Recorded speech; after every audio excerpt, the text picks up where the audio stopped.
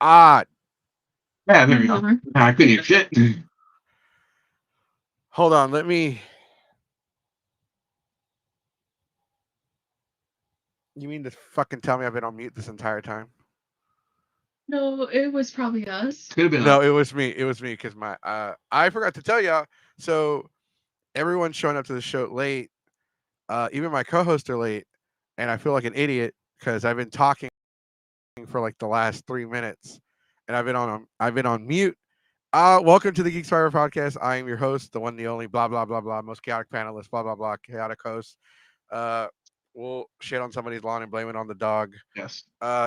King Mexico, also known as Mr. Uppies. Yay! Happy Hooray. birthday, Ulysses Fartknocker. Shout out. All right. To kind of go over. So, welcome to the show. I'm guessing y'all want to go by the name you got listed on there, Yeah. Richard and Callie. Yeah. Cool. All right.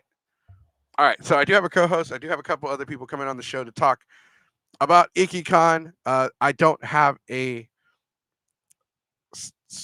Damn it! I'm so flustered right now because I am pissed because I was on mute.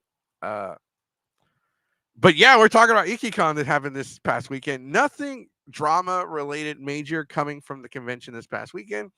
Was there some minor drama this past weekend? We heard stories about some drama this past weekend. Unfortunately, though, ladies and gentlemen, that was private drama. We don't cover that kind of stuff. We don't care if Kyle is fighting with Kelly because she starfished on the bed and he didn't get any of the blanket.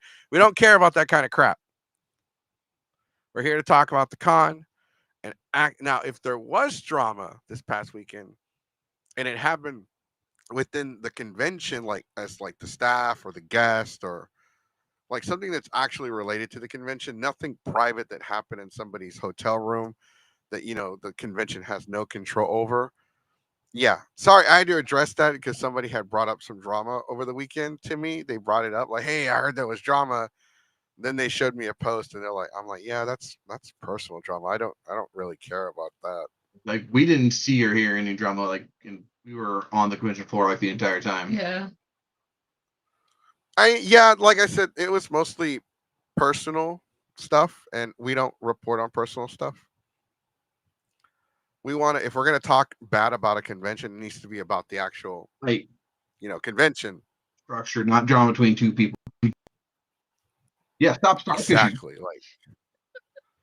Like, stop starfishing, Kyle. Stick to your lane. Stay on your side of the bed. Yeah, I mean, Uh, someone did steal all the blankets. Oh shit, that was me. Yeah, you stole the blankets. Fuck. That's more of a lesson all right. learned. So, Bring more all right. blankets. So, since you guys weren't here, I couldn't go over the stuff earlier. So, this is a mature rated podcast. That's right. Normally, we like to keep our audience mature. The podcast may contain strong language, adult themes, and extreme sarcasm. Viewer discretion is advised. Does that mean we have to be mature? Because No, because technically I'm not mature. same. This one. Like literally, this is this show is just to kind of give you an example of how this show is. This is one of the memes we use. Beautiful. Nice. All right, so you are allowed. You don't have to filter yourself.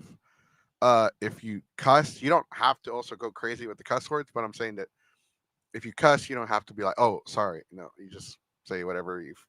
Be organic. Say whatever you want, and kind of go from there. I do have to share the link. If y'all would like to introduce yourselves for a bit while I go ahead and share my link with all of my social media, it'll take me like a minute or two. But yeah, go ahead and introduce yourselves. You're the first guest here. Even my co-hosts, none of them are here. They're all late. Late. Oh, I'll go first. Hello, I'm Richard. I've been going to anime cons since 2008 when I was in college. Yeah, my first one was A-Con. Been to several Ikkicons. I've been uh, A-Con, Fest. haven't been to it like a million, but I've been a bunch. And I am the father of a 15-year-old child who this weekend was her second anime con, so you kind of give the perspective, a review perspective from both as someone who's been going for a while and as a parent.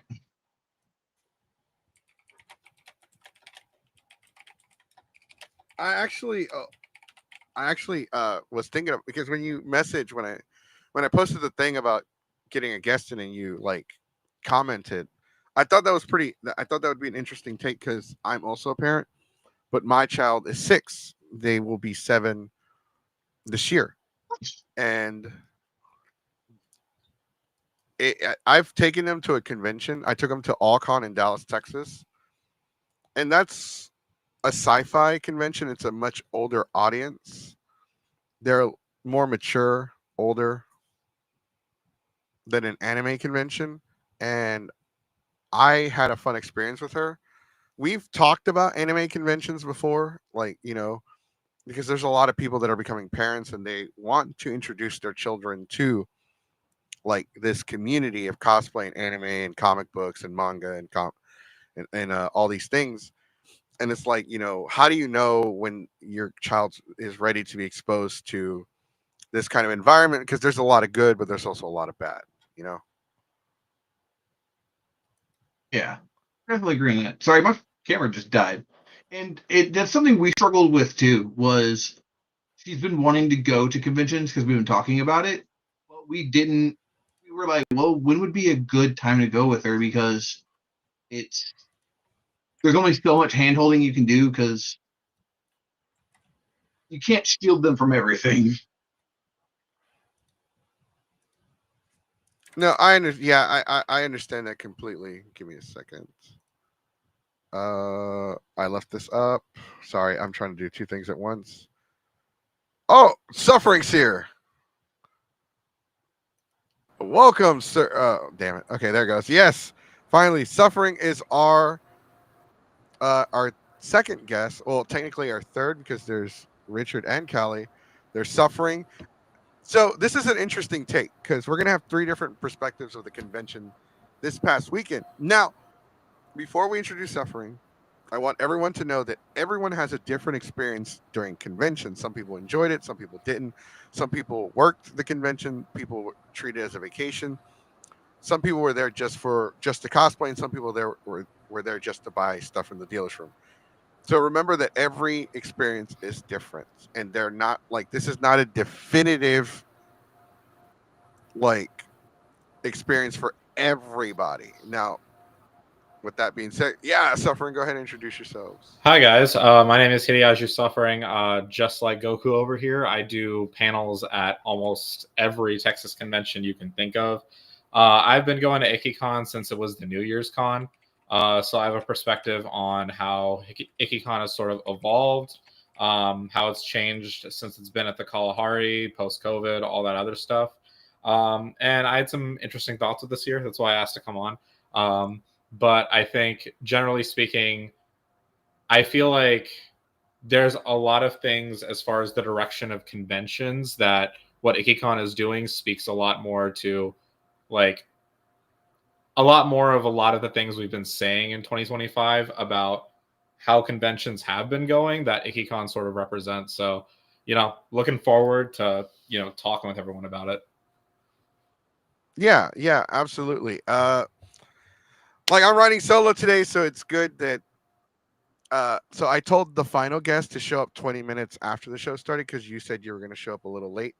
Uh, so I thought it'd be easier. I didn't think I was going to be writing solo though. For the first portion of the episode, I don't know if I'm going to be writing solo the whole episode, but we're going to see. So the last person, I guess, Miss Callie, would you also like to introduce yourselves? We can't see you anymore, but you can kind of tell us a little bit about yourself. Yeah, I'm Kai. I've been going to AnimeCon since 2004. My first con was Yushicon 2004. Wait, you And say Kai? I feel like it. Say you're good. I've been saying you're wrong. I've been saying your name wrong the whole fucking time. Actually, you Fuck. haven't. Yeah, no, that's totally correct. So IRL name is Callie, and I use Kai interchangeably. So you are definitely correct. Oh. That's probably what you remember her introducing herself as a long time ago, because like we've hung out and met like at TRF at San Japan. You probably saw like, I don't know her. Okay. Okay. I the name I thought so because the name like was very familiar, and I was like, okay, I feel like I know them from somewhere. Mhm. Somewhere. Yeah, But so, I also TRF. have the memory of a goldfish. Fair, totally fair. But yeah, It's no. Go ahead. Go ahead. I didn't mean to interrupt you. you're So good, you're yes, good. continue. I've been going to Ikkicon since the very first. I actually still have my badges. If I can get the camera going, I still have my first Ikkicon badge, second and third. Been going pretty much every year. I think there was only 2 years I wasn't able to go. But goodness, I've It's gone it's to interesting that you've been. What you said you went to the first Ikkicon. I'm sorry, I didn't mean to interrupt. You said you went to the first one. What year was the first Ikkicon? If you remember. 2007? yeah, 2007. 7 sounds right. Yeah.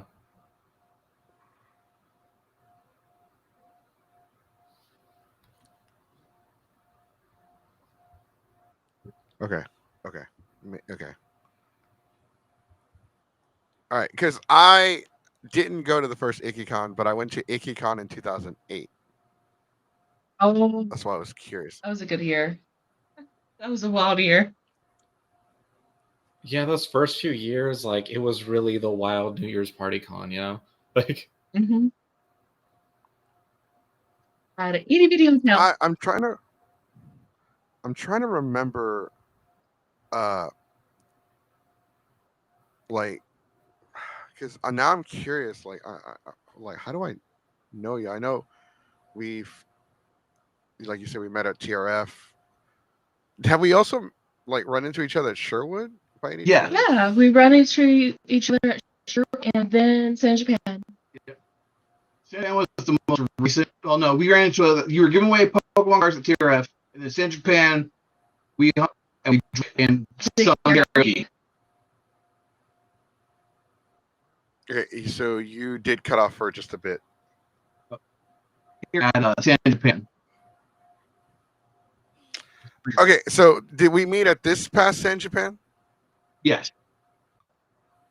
Oh, so y'all came to the karaoke room. Yeah. Okay, cool. That's badass. I would like to know, before we continue, I gotta know. Because I don't know, like, I haven't spoken to San Japan yet. I gotta know, like, how was y'all's experience in karaoke this year? It was I mean, this past fantastic. year. It was great.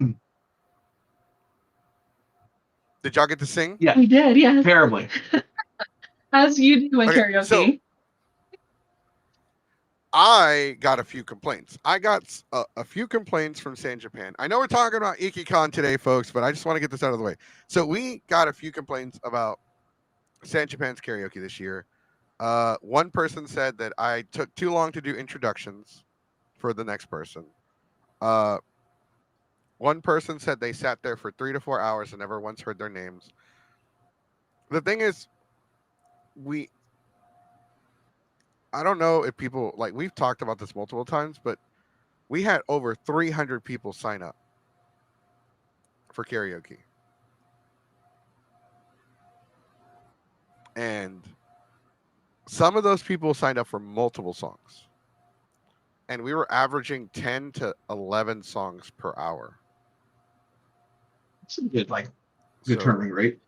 And also, it was always packed in there. We went there twice, and one time it was like 2 o'clock in the morning, and it was still packed. So people were having a good time for sure. yeah, they shut us down at 6 in the morning. Still a good time. 6 in the morning. Yeah, it was a great time. They're like, it's too, okay. Like, it's late. Shut it down. I'm like, oh, come on. Just let us keep going. They're like, it's 6 in the morning. Go to bed. I didn't realize it was that late. Like, we kept going because the room was a quarter filled. There were still like a good number of people in there at like still singing at 6 in the morning. So Yeah. it was a great for me. I loved it. I loved the experience. I loved doing it. We tried to. We definitely want to come back this year for San Japan to do karaoke again. I don't want to do a panel. I don't want to be a panelist for San Japan. I don't mind doing panels for them, but with how much time I spent in room, I was busy the whole day and actually enjoyed it. So I'd rather just stick with karaoke. But yeah, this is going to be an interesting episode because for Ikkicon this year, we didn't hear too much, right? We didn't hear too much, at least drama. We've already mentioned that we didn't hear a lot of drama. Was there some drama? Yes, there was some that I was able to get wind of, and they dropped. They'll be back though. But it wasn't like convention drama, if you get what I'm saying. It was people like being personal stupid drama. Yeah, it was people being Yeah. stupid drama. Actually, I will say this: it was vendor like drama. Yeah, it was people that like the beef always happens anyways, and now it's just like we're so bored we don't even talk about that's like because that stuff used to be, oh well, of course this vendor doesn't like this vendor. They sell the exact same thing, right? And now it's just like, oh, that's becoming our drama at the con news. Like I'm like, yeah, this used to be a non-issue because Yeah, nobody cared about like if the vendors were beefing with each other. I'm like, if you're beefing, you should. And like people would be like, hey, if you're beefing with them, you should sell your stuff at a discount. Undercut. It's like competition, Yeah, undercut. man. Capitalism. vendors like marking down any of their products in vendor halls, like who would do that? You know, like no one does that anymore. Or know. sell one of your products for $20 and 4 Starburst. Yes, I will give you. How much is that? Oh no, I'll mess with people. Some vendors are cool; they'll go with the joke, but I'll mess with a lot of vendors. Hey, how much is that? What 300? Okay, how many Costco hot dogs is that going to cost me? And like some of them will just be like, like bring me like 75. Now, when you show up with 75 Costco hot dogs, that's when it becomes news. Yeah. Okay. Yeah. If I have to pay somebody with 75 Costco hot dogs, not only is Costco going to shit a chicken, but like that can feed a bunch of people at the con, especially conventions where a lot of people already don't eat or take care of themselves that well. Speaking of conventions where we don't eat, do we want to talk about how bad the Kalahari markups felt on their like vending this year? My God. It was $16 for like a small pathetic bowl of ramen. Like I spent $20 getting a microwave chicken katsu and a drink at the new little snack shed when literally just down the way at the little pizza place that's also Kalahari, like was it $19? You could get at least a decent wrap and thing. So like it was crazy. That market was whew. So and especially with Otaku Market right there, like be like, Yeah. okay, maybe we come down a little bit, but it really felt like Kalahari was trying to be like, we don't like you smelly weebs. We're gonna like try to squeeze you out as much as possible. I mean, are weaves really that smelly at Ikkicon or ColossalCon? It's one of the few conventions where there's a water park. You're getting some form of a bath. Okay, just because you mix the BO with chlorine doesn't mean the BO is negated. Like, But it does help reduce. It does help. Not a lot. But a little. It does. It's kind of like, getting hit over the head while you're wearing a helmet. You're still going to hurt and feel it, but the you helmet can still get stop you concussed from though. getting a That's the concussion. problem. Yeah. I think I was very Yeah. lucky this time. This is the first con that I did not smell the stank. I mean, there were certain sections of the vendors hall where the stank was prominent, but definitely not outside of the main areas. Yeah. Definitely. But I mean, it wasn't too bad walking around. At like I said, I was there with my 15-year-old daughter and her friend. They were running around, and they never complained. They didn't come back reeking of terrible things. But we, it definitely be about. Hey, just real quick, just to because you're cutting in and out. Like we're not like whenever you say a word, we get like half the word. Let me restart my computer and that might fix it. I'll be right Are back. you running on Wi-Fi? I just switched over to hardwired, so Okay. yeah, let me restart. Yeah, go ahead and restart. And as soon as they restart, Diamond shows up. Who Hey, man. restarts? What happened? One of our the guests guests have to restart their computer. Yeah. Look at you with your fresh cut. Go ahead and introduce yourselves real quick. We're talking about Ikkicon. Okay. Hello, I'm Diamond Assassin, aka Mr. Secondary Co-host for the Wednesday podcast. Diamond Assassin. No. Your secondary. Secondary. That's what I said. That sounded like the way you say it. It sounded like you're the secondary host for Wednesday. All right, let me. This is the Diamond that does the assening. He's Mr. Wednesday night. He's second string on Monday. He's late. What the fuck? I was recording stuff. It's okay. Yeah, recording. You know, you need to make time for your job, Geeks Forever, and your OnlyFans. Okay, nobody wants to see your hot dog. Your Sonic chili dog. I already don't have enough time for my OnlyFans, man. Like, What the hell? Where is this podcast going? Frankie. this is the Ikkicon podcast. Just This is, and I posted it. I don't know if it got approved. I guess we'll find out. But I was able to look at the time and Google it, so hopefully they do get approved, and I do need to get my car a easy tag so that way we can go through the tolls, so I don't get charged. what the hell are you talking about tolls? We're not gonna drive from the freeway. Oh, we'll talk about the con after this. Yeah. That's a private conversation, sir. We're live. We're live. It's raw. It's Monday night. It's raw. wait. Hold on. This podcast expects professionalism. I didn't know that. No, I'm just saying, don't have like our private conversation. Like, hey, man, so I'm gonna have to get a toll for the pass, and like, Jesus Christ, can we like not talk about tolls and shit? Exposing the business. Nah, it's Harris County's Full Road Authority. We need to criticize them. Yeah. Oh, yeah. That's So we're talking. Okay. So we did get a comment, right, as Diamond Assassin was showing up, that the cheapest option, according to Jazz at the con, kind of hard to justify eating at the Kalahari when their cheapest option is pushing $10. A lot of stuff is going up. It's going to continue to go up, and that it will depend on not just the venue but also the establishment that is there. Because hold on.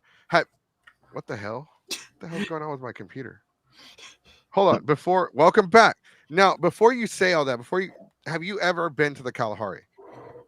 No, but I'm just saying it like for a business-wise standpoint. Okay, so you're saying that, but the Kalahari's already been expensive. It's already, because they have two conventions there.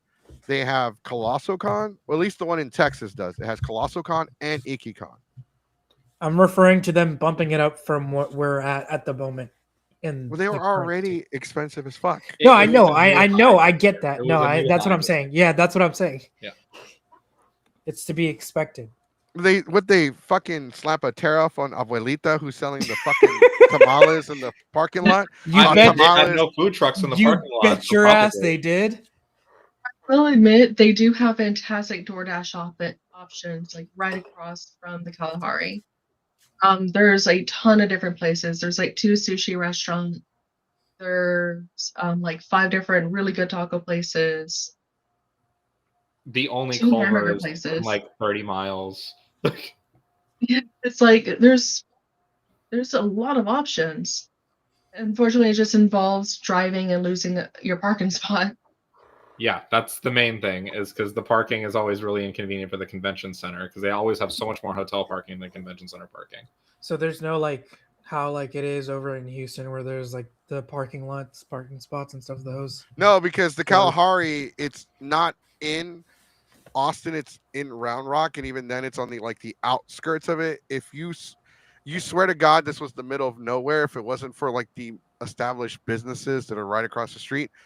And and it has a bit of a driveway, right? You kind of have to turn. It's got its own street and shit. So it kind of looks like it's the middle of goddamn nowhere.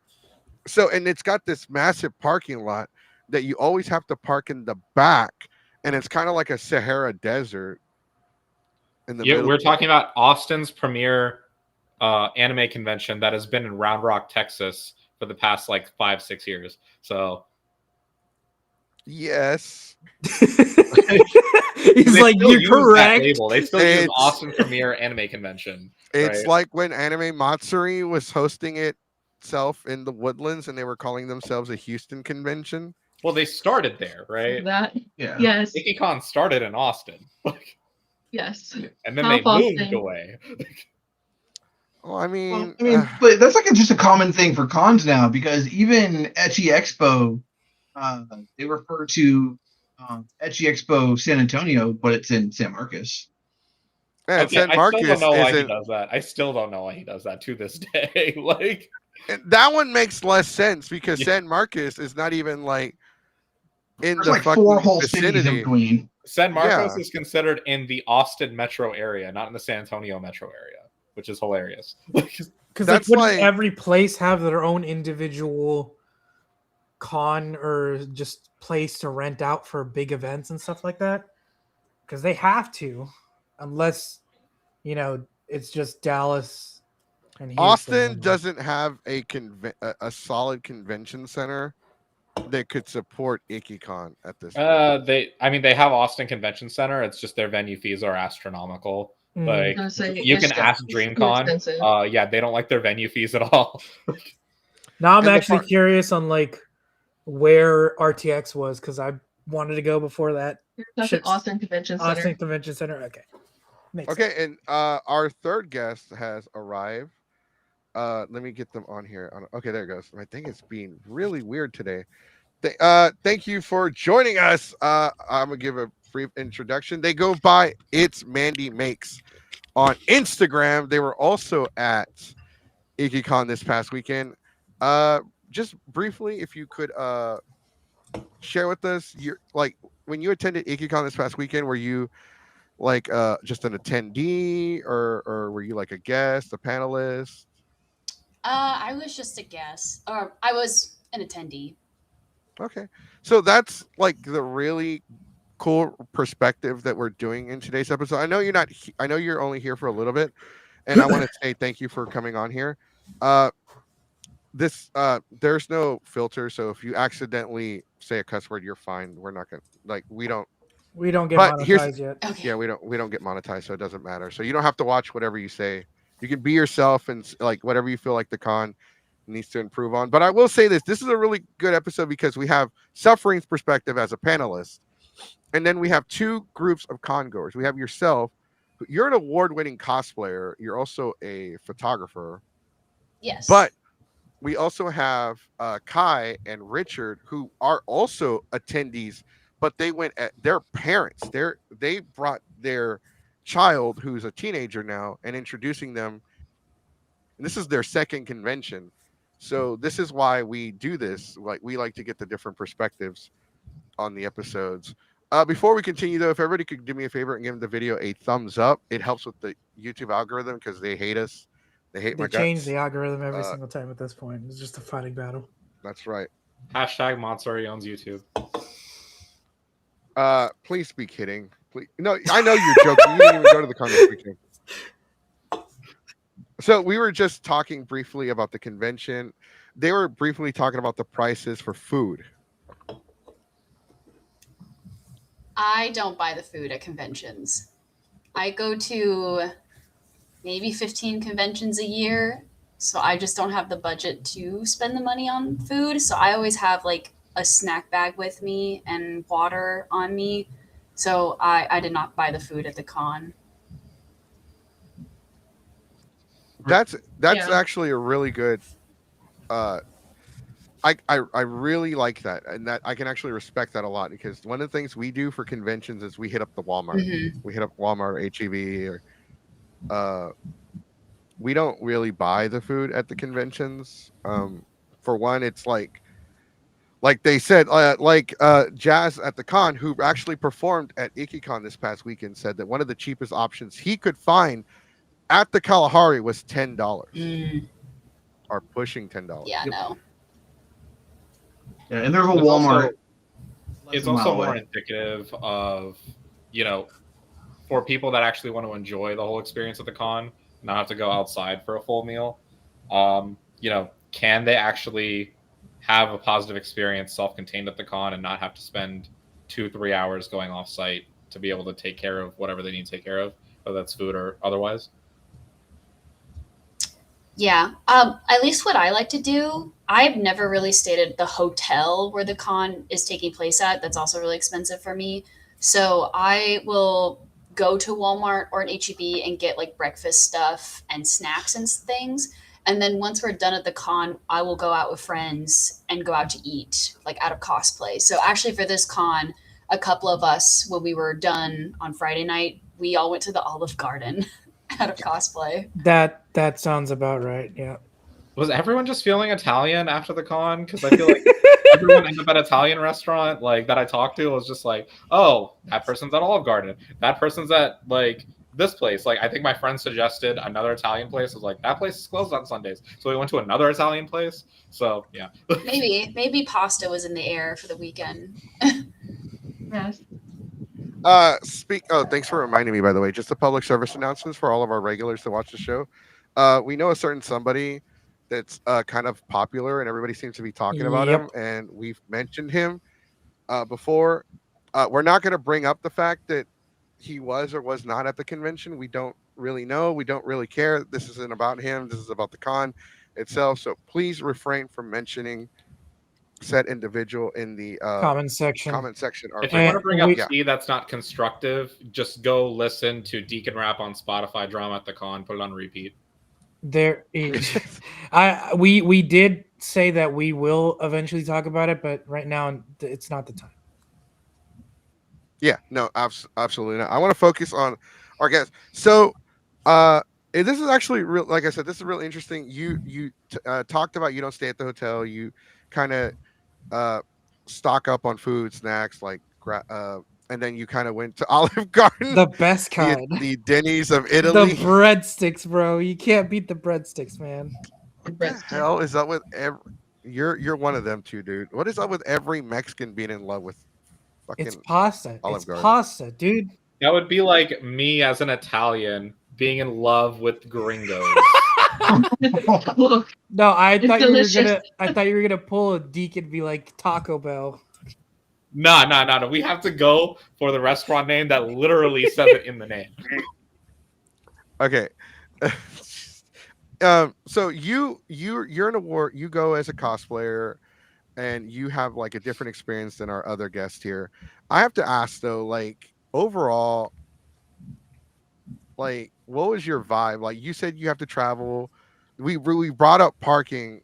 Was the parking situation at the hotel like a pain in the ass, or was it not so bad? How's or- your experience with parking? especially in general? cosplay? The reason why I'm asking this is kind of relevant. It's for people that go and that want to stay somewhere else and they want to put their cosplay on and then travel to the convention. And sometimes we've all seen the parking lot there. We've all been to the Kalahari, especially if you've been to Colossal Con or Ikkicon in the past. You've seen that Sahara Desert of a parking lot. That's at least during Colossal Con, it's summer. It's way worse. Yeah, from being a cosplayer, I also wore 2 ball gowns that weekend, so I had to put on the hoop skirt and stuff. I actually really like the parking at Kalahari because it is free. If I have to walk a little bit, that's fine. But I've been to cons where I'm parking a mile away and I spent $40 to park. So I really appreciate the free parking. And for me, the con itself, The vibes are just not there for me. I don't know. I think it's a good beginning con for people who are just starting to get into the con scene. But for me, who's very seasoned, I was kind of like, I'm not gonna come back. I don't have anything to do here. Yeah, I was really, really bored. I looked at the schedule. I saw nothing that I was super interested in. There's like 4,000 trivias, and I'm like, okay, no, I want variety. This was Game Show Con. For sure. Yeah, and I'm not like into like the 18 plus thing or anything like that, so I didn't go to any of that stuff. The thing I really like about this con is the location. It's got great places to take photos. I really like that. As a cosplayer, there's like the indoor staircase, so I took all my ball gown photos on that. And then the outside is really nice.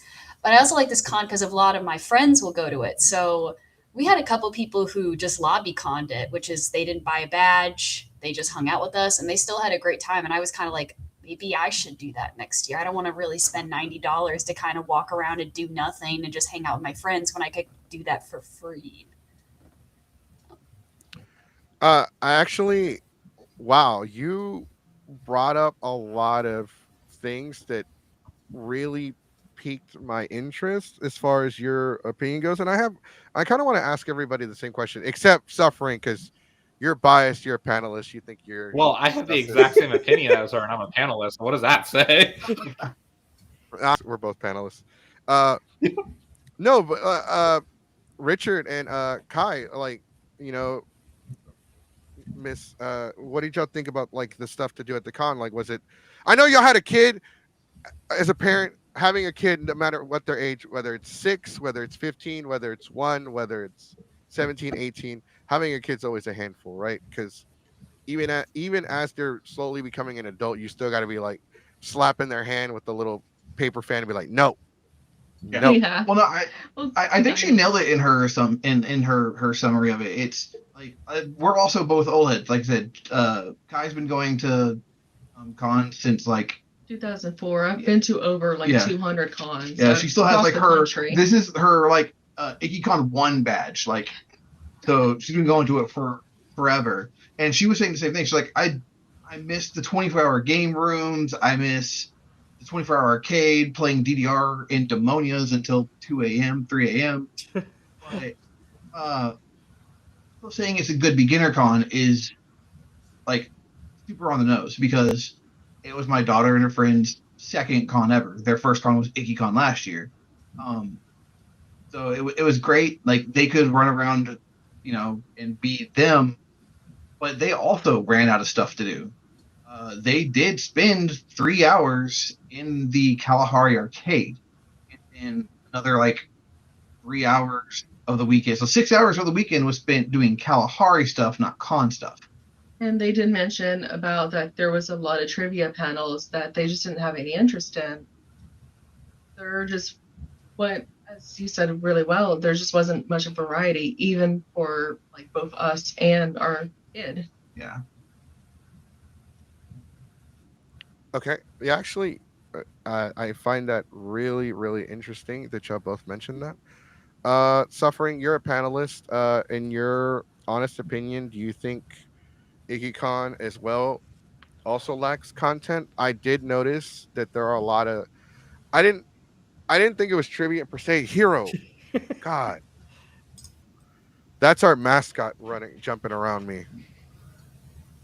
Hero, go get attention somewhere else, buddy. I mean, you have a very different style of panels. You are educational. Yours is the lecture format. Not lecture's not a bad thing, but his panels are very educational, very informative.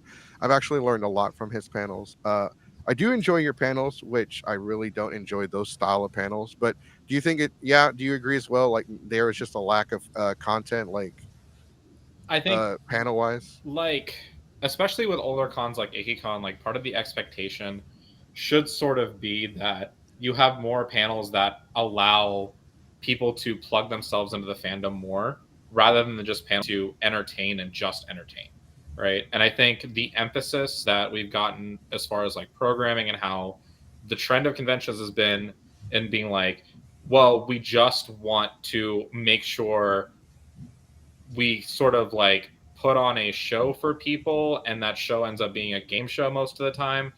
I don't think it's really working as far as Ikkicon's modeling is going, because, and I've had this same criticism of both last year's Ikkicon and this one, it just feels like Colossal Con Light in the winter.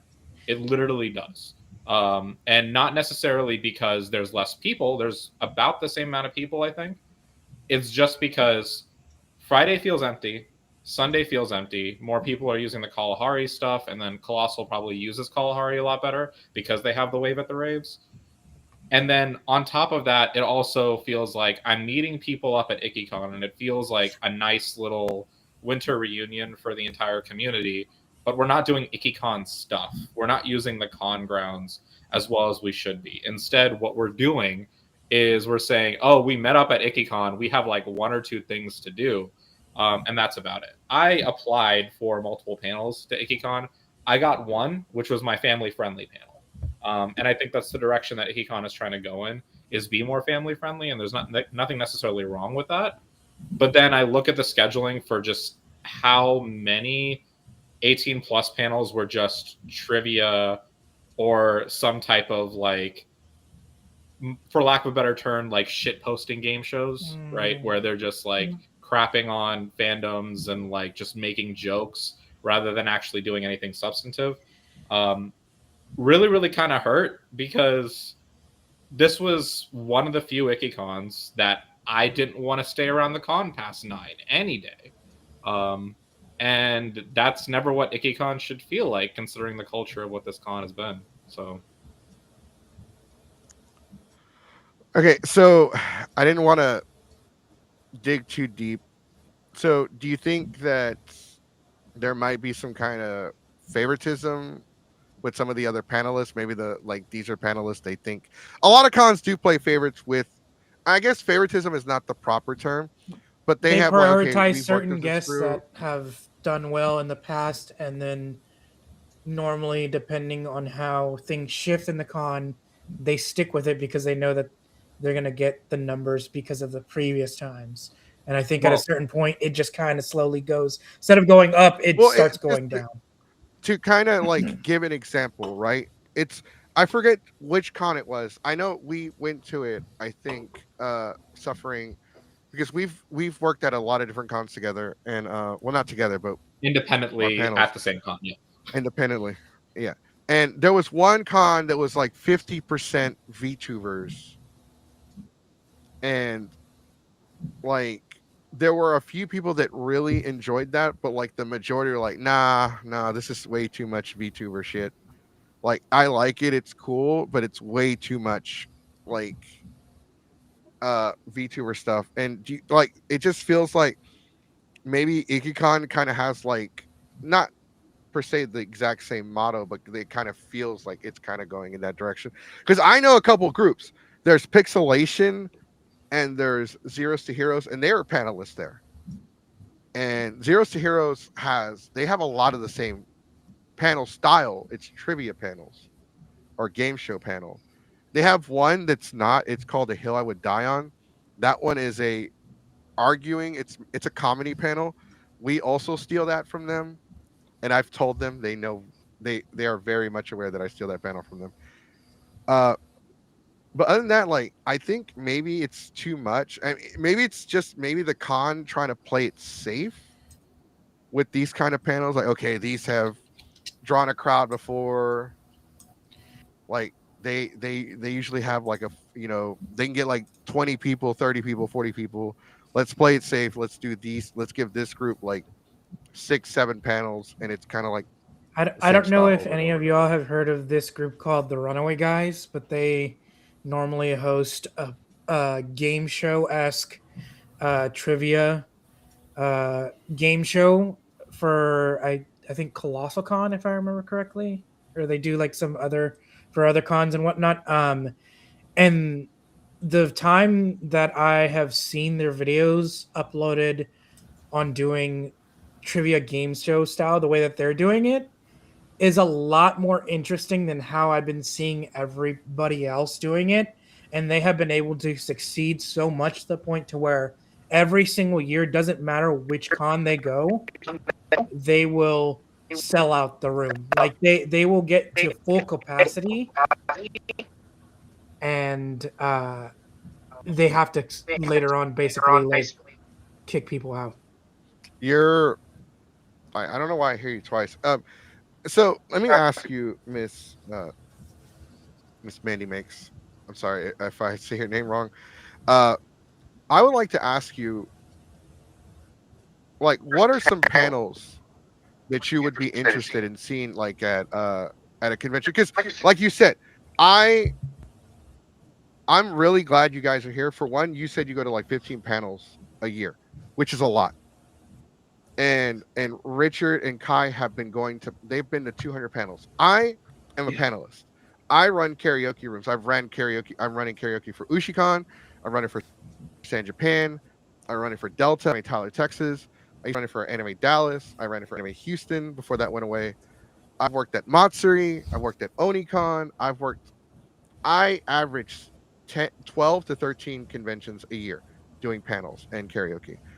I've been to more than 300 conventions. I kind of lost track like 5 years ago of how many conventions I've been to. And to me, it's a lot of this. I'm sorry to say this, guys. If you absolutely love anime conventions or Comic Cons or whatever the hell, a lot of the times it's a lot of the same shit. It's okay. They have like 50% of the panels are the exact same rinse and repeat panels you see everywhere. Ask a cosplayer, whatever, making your own I have nothing against these panels, but it's a lot of rinse and repeat. So there's like not a lot of interest for me at a convention once you start hitting like more than 6 conventions a year. It just feels repetitive, and you only really enjoy a convention when you're with your friends or there's something unique at the con or there's like something innovative like a new panel that you've never heard of. Okay, that seems interesting, let's go check it out. But like, yeah, when it comes to that kind of stuff, what are like some things that interest you? Because I'm also trying really hard to create brand new panels. I spent this entire weekend trying to make brand new panels that I'm going to be debuting at conventions I'm working for this year. So I would like to hear your honest opinion on like what is something that you enjoy and you think would help, make conventions better, because it feels like Ikkicon may be going through a bit of a dry spell. For me, specifically, just because of my like love for D&D, I would love to see more dedicated stuff to Dungeons and Dragons and stuff. Maybe like Thank a live campaign. Like thank someone does like a actual campaign live on stage or whatever. Obviously, time limit and structure and stuff. I think that would be cool to see. thank you, Maddie. Even though I said Maddie first. My bad. No, you're good, Diamond. You're I host a panel. I've done it at multiple conventions. I do like cosplay photography for starters, like how you use your phone basically, because a lot of people out there think you have to like hire a photographer. So I did apply to be a panelist for Ikkicon this year. It didn't get accepted. I did it last year and actually revamped it to make it better and more understanding because The panel's actually really good. You should see it. I have a film degree, so I feel like sometimes I go way too into depth about certain like technical things, and I was like, oh, I shouldn't do that. So I sent them my new like thing. I was like, hey, this is the new thing. I'm redoing it, and they're like, no, I'm not interested. I was like, I was very confused by the tone of this year because they were being very family friendly during the day, and then at night it was like balls to Degenerate balls, donor behavior. 18 plus. It was raunchy ID. and all that, yeah. And so that was just very confusing to me because I feel like Colossal Con is very like, yes, 18 plus, let's go to the pool and let's go crazy and get drunk. But Ikkicon was like during the day, it's like, no, you can't do that. And then the minute 6 p.m. hits, yes, pull out your ID and let's go crazy. So it was very weird to me, the tone. That really is weird that they like, especially you did like revive your panel structure to be a little bit less intense when it comes to like the information, and that's kind of weird to me that they just said no. And Yeah. also because of that, like the amount of panels that I saw like within the schedule that actually hit that in between spot of not all ages are not 18 plus, like 13 plus, something that like teenagers could really get into. I think the parents can speak to this as well. There's not a whole lot on the schedule that was interesting like to the 13 to 19 demographic at all. Because the fact that not a lot was appealing to them. I thought I saw maybe like 2 or 3 total 13 plus panels there. And my main repertoire for panels that I give in my style falls within that category, and those are all the ones that got rejected for me as well. So Yeah, it was just very confusing to me that it was like either all ages or 18 plus. But the panels that I usually like to see is I am like a big nerd when it comes to like the guests that they have at cons. So I like to go to the Q&As, and I think I saw on the schedule there's like 2 Q&As at the very beginning of the con at like 11 in the morning. And I'm a big fan of the Digital Circus right now, and the guy who plays Kane was there. He had no panels. I was shocked by that. I thought he would draw in a really big crowd because I really like his voice acting. And actually, when I went into Artist Alley, nobody was at his booth, so I just talked to him and asked my questions to him personally. But I was like, he should get a panel. He should have some time to shine. You know, this is the prime of his life right now with how great the show's been doing. But there's nothing, and I feel like that would also, because that show is catered more towards teenagers, young adults, that would have been a great in-between panel to have. And me and my friends are also working on a panel. I really do like the like audience interacting kind of like will be cringe, like will it won't be cringe kind of thing. But the trivia just kind of seems lame. But if we did trivia in like a more unique way, like Family Feud style, or like doing more team things, because a lot of the trivia ones that I go to, it's like 3 people in the audience get to go and that's it. But if we made it more like a team where more people can participate, I think it'd be great. My friends and I are working on one about like fan fiction tags and doing it in the style of Family Feud, and we'll split the room in half and be like, all right, show me angst. But yeah, that's just what I want to look for. It's funny that you mentioned 2 things. I like the fan fiction one because we also do our own fan fiction panel. We call it Terrible Fan Fiction Reading, where I will let the audience give me whatever terrible fan fiction they can find on the internet, and I will read it the way it's written. And I will pronounce the words as they're spelled, like Goofic instead of Gothic. So if it's misspelled, he's gonna say it the way it's written. Oh yeah, We're going back to the days of My Immortal. Oh, I read that every time, and, yeah, I do. I've seen him read that 3 times. And I'll usually have to stop halfway through because it's like I have a headache.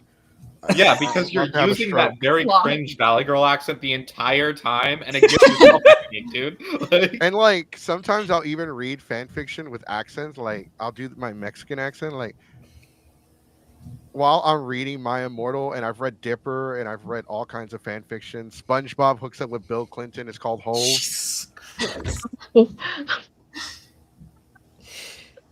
Oh god. Yeah. So would you My Immortal with a Latina accent? Would you say that he's done it? The reason why has like for at least Kane's voice actor, was there any like more advertisement that he was going to be there at all, or how much advertisement did you see for him? Okay, sorry, I cut off. Yeah, that was also another thing that Ikkicon did that I was not super appreciative of. They were supposed to have some other voice actors from the Digital Circus be there, and they announced them months ago. Then, like, sneakily, they took them off their Instagram. And so I went... Cancellation, by the way. Didn't announce it. That's what kind of drove me crazy, because I was excited to see one of them, and I had a cosplay ready to go meet her. And then I was like, wait, she's not on the website anymore. So I had to dig onto the website to go under a certain tab that I had to Google. Wasn't even like accessible through one of their drop-down menus, and then found out that they canceled. So that was a little sneaky. Yeah, because I was gonna say, like, you mentioning Digital Circus, because I love it too. That's kind of weird to me that not everybody was there and just him. I understand sometimes not everybody can either gets invited to specific cons and stuff, but I was like, yeah, there should be a Digital Circus panel. No, I'm surprised they didn't give him a panel at like that. Me that you said they didn't give him anything at all. Like you would think No, the like craziest thing. guest panels. The craziest thing is that they had the entire English voice guests for free run Mhm. during the entire weekend. They were signing autographs. The entire cast had one 1-hour Q&A panel Sunday 10 a.m. Yep. I was salty. That was very Free run strange. is like the biggest anime from the past like 2 or 3 years, and At- tell me why. Okay, hold on. At 10 a.m. on Sunday, when Mhm. everybody is packing up their shit, hungover, and trying to get the fuck out of there. Yep. And Yep. these were your headliner guests, by the way. This was their only panel. I would have done it on Saturday, and even then, like knowing that there's probably people who flew in to come and meet them specifically, I would have hosted 3 separate times on all 3 days or all 2 days, or Yeah, I depending would on have given them That's like kind of how it used to be. It Yeah. used to be like your top main guest would be on Saturday, and you would have like a panel with them on Friday, another like 2 panels on Saturday at least. Kind of been a change I've been seeing. I think it has a lot to do with like more. I think it's because when it comes to panels, and this is what I think. Actually, it's not what I think. This is what I heard. There are some convention owners who now feel that panels are becoming like a thing of the past. Like they feel like panels don't draw as much as they used to back in the day, and I completely 100% disagree with that. I've said that is a load of crap. It is up to the convention to book panelists that have ideas that are going to put asses in seats. And you have to keep it variety. I don't really care for VTubers. It's not really my thing, but if I ran a convention, I would give them panel time. Like, hey, it draws a crowd, it makes people happy, it's entertaining, it puts asses in seats. Do I like it? No, but am I going to put it on? Yes. Cuz And if we anytime don't, I'm going to be frustrated with a convention I love, right? It's specifically because you can feel the energy go towards we want to be more of a trade show than an actual convention. Mhm. Right? And that's where I get frustrated with a lot of these conventions that I grew up on and I love. And I spent many, many New Years at Ikkicon, right? Where like you're just sitting there and you're done in 2 hours should never be the vibe, right? Yeah, and it's like there should be something like right after that you want to go to, or there should be some hard decisions in there. It's like, do I want to go to this panel or go to this panel? Maybe I can go to half of this panel or half of this panel. Or there shouldn't be too many hard decisions where you have every single panel that's about Japanese music happen like on Sunday afternoon that are all cross conflicted with each other, which I also had a panel during, and I wanted to go to 3 of those panels at the same time. I actually say the best panel that happened all weekend was the anime band panel that Jazz at the Con was at, because they did phenomenal cover work and like the entire crowd was hyped. And that was my highlight of the weekend personally, because when they put that together, because they had debuted at Anime North Texas, I believe, but they really put their set together here and they brought their A game because the music was phenomenal there. And in spite of the fact that they were having like drastic technical difficulties, were having issue getting the audio set up, having trouble with the equipment, the mic wasn't working properly when they had someone cover some vocals on one of the Mario songs, like they still made it work. And that was still the highlight of the convention for me, when it didn't seem like a priority for the convention at all. shout out to Jazz at the Con, who's actually in the comment section. Shout out, buddy. You had a great concert. I didn't catch it, but I saw people talking about it. You had a full room based on what I could tell. Great audience. Proud of you, man. Definitely got to bring you back on the show. Talking about more panel style, like Richard and Kai, y'all have a child who's a teenager, but y'all still like to do stuff on y'all's own, right? Without your kid. Like, what are some of the panels y'all would like to see more of, especially at Ikkicon or just conventions in general? Like I said, we're panelists. We're always trying to come up with new ideas to entertain. I'm an entertainer. That's what I do. I like to make people laugh. I like to have, and a lot of my panels are interactive. I actually encourage people to troll me during my fan fiction panel. Like, make fun of me, troll me, get me to break character. If you can do that, I will applaud you because that's just how I am. So I would like to get y'all's like feedback. Like, what are some panels you like to see at Ikkicon next year? I know, and they do watch. A couple of them do. A couple of the staff members do watch the show. A lot of conventions do watch this show, so they do take the feedback into consideration. I think for me as a nerd and just putting myself in like a parent who's not into it, like hasn't been to cons before, but like their kid wants to come. I'm thinking out my con going past like that. The industry insider type view, like voice actor panels, where they not only talk about their show, but they talk about their experience in the industry, kind of like the informative boomer documentary.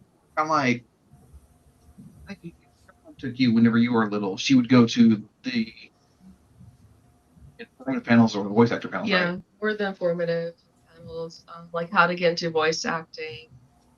I personally love those because each one is very different than the other.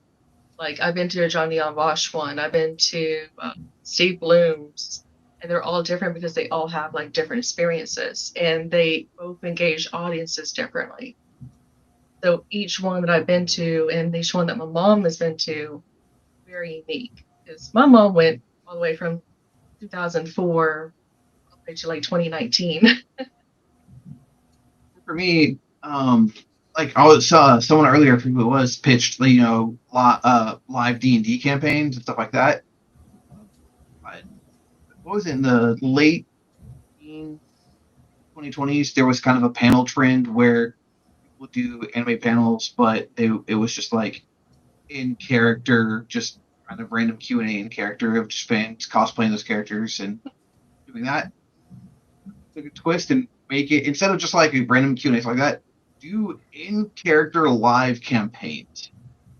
Like I want to see like maybe not the voice cast of Freerun like that, but like maybe just people doing a Freerun D&D campaign, or a Freerun D&D one shot, or a Delicious in Dungeon D&D game, or something like that, or even if you want to go a little extra with it, 2 characters from Freerun, 2 characters from Delicious in Dungeon, and let's get some isekai trash in there. Let's get the World's Finest Assassin. Let's get Shadow in there. Do dumb D and stuff like that. Like, be well written. It's just to be fun, but stuff like that. Okay. Yeah. Suffering, you as well. Same question. I know you're a panelist, but what were some things that you would like to see more of at the convention?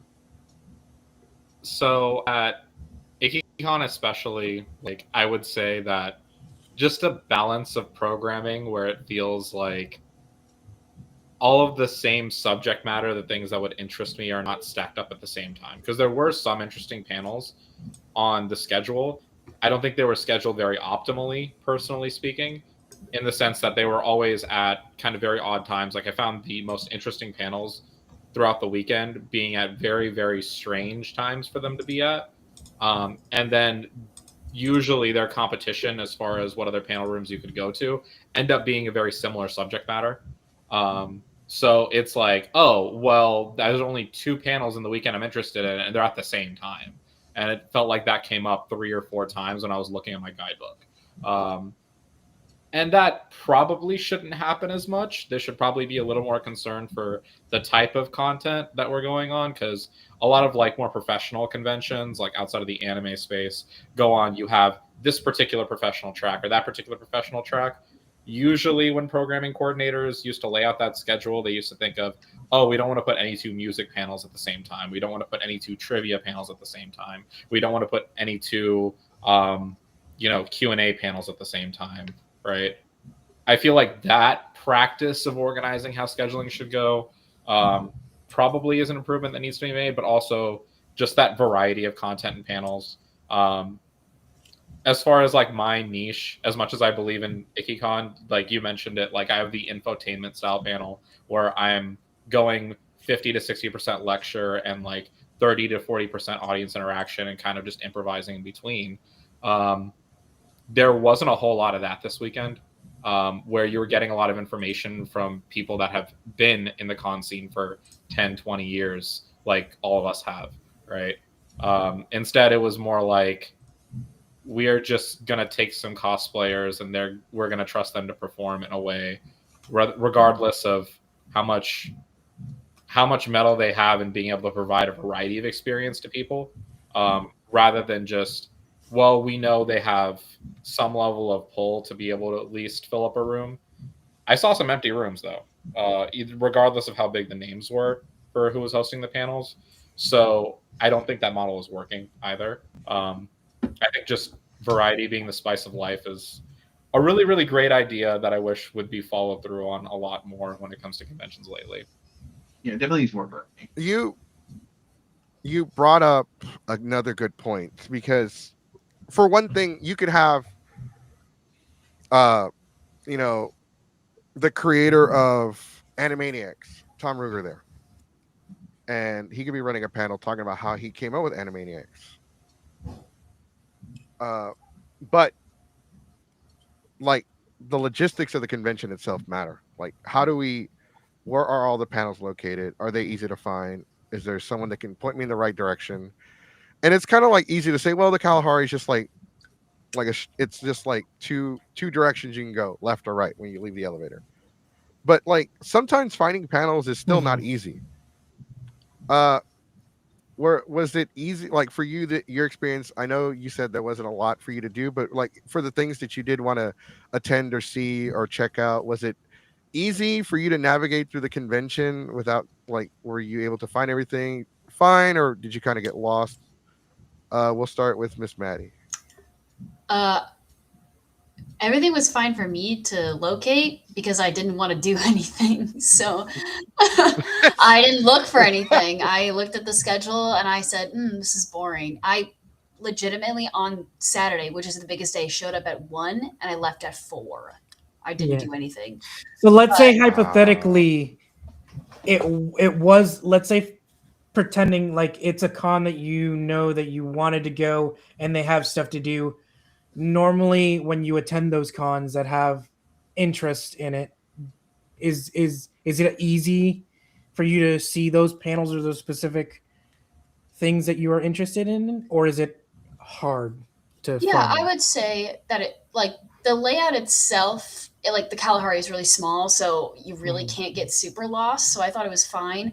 I just think they needed to switch some things around. Like, the artist alley was tiny, and that's my favorite thing to do at cons.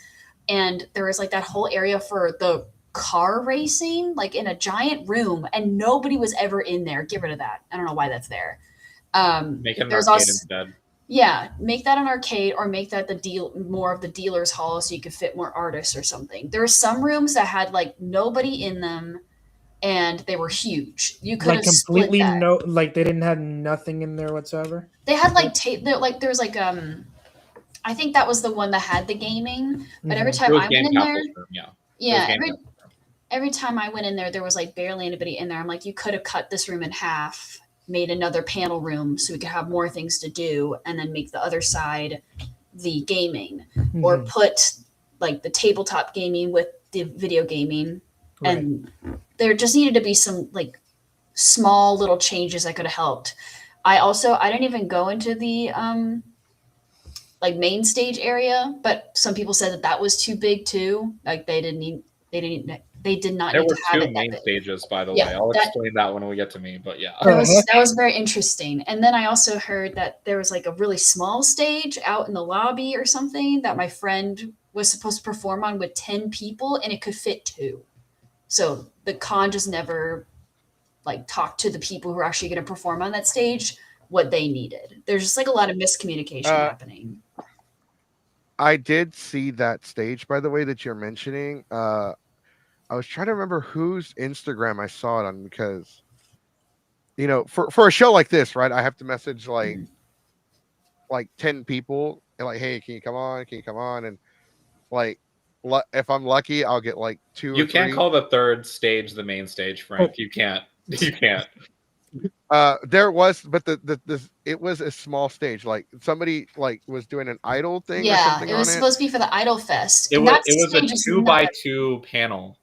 Like it was a 2x2 panel stage. So there was literally just a banner in the back, and it was a little thing that was like there where one person could stand on it comfortably and do things, but that's it. Did they even use that Saturday? I only saw it being used on Sunday. It was very sparsely used because no one had awareness of when they were actually supposed to perform, like Mandy's saying. Yeah, my friend, her group just canceled because they're like, we're not fitting type people on there. There's no way for us to do our routine. So she was really upset about that.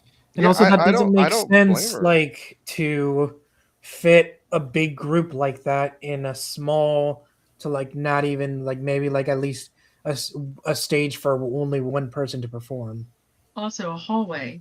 Oh, Where this is a people hallway. are trying to get by. Right by right Like by I like the Instant idea of Instant. having a mini performer stage just so like you can like do that, especially in Austin where like you have that sort of indie scene going on. I like the idea. The execution was just all over the place. So I was trying to find the picture of the stage, so I didn't know the dimensions of it. I just based on what I saw, and this was on, like I said, it was probably Instagram or Facebook or somewhere. I remember seeing it on social media, and it was small. Like 3 people were on there, and it looked cramped. it's the size of 4 DDR boards organized in a square. Oh, God. That's what it Yeah. was. Yeah. I mean, they did have a jazz band up there. I can't remember who it was, but it was they fit all of them on there, and it was impressive. But Can you imagine like a baritone sax being up there? Because that's what I saw as well. Oh, God. Yeah. It was Did I finish somebody on both? says 3 yeah, okay, that's the comment you're adjusting. I feel like okay, I'm trying to wrap my brain around why is there 3? Like the big right. one. So And let the me mini walk one you makes through sense. this layout, right? So right when you enter the convention center, panel room 1 and 2 are off to the side. That's Kilimanjaro and Nile when you enter, right? Mhm. Panel room 3 is all the way in that gully with a bunch of other stuff. Gonna get to panel room 3, then you hit main stage 1 and 2. They're both about equally sized, but main stage 2's stage size is actually pretty pathetic compared to main stage 1. I don't know why there was a difference in stage size between the two, especially when it felt like there was more people in main stage 2 than main stage 1 most of the time, right? But that was all of upstairs. They don't do anything with the foyer area when you could have that little mini stage that we're talking about up in the foyer area. People can actually move maybe, but they didn't use that for anything. They just left the couches there and it was there. Then when you go downstairs, you have the one panel room, you have the room, you have the karaoke room that's in that back one that's normally a panel room during on, and then the entire left half of that gully section, Game Castle took. And that's why we're talking about Game Castle had way too much room for things that were going on in that actual room. And as much as I love Game Castle as a shop, because I've been there for D&D and other card games before, like they're a great shop when you go to their physical location. When they run stuff at anime conventions, they do not need 3 panel rooms size of stuff to run whatever they have. Mm-hmm. Then when you go down the main corridor, when you get to the main vendor and artist area, you have a bunch of booths set up by this little tiny main stage and the VTuber like section interview area for their meetups that Call Entertainment was running. Mm-hmm. All of that stuff cramped in this little hallway, so it was constantly congested. You're navigating around people that are randomly stopping.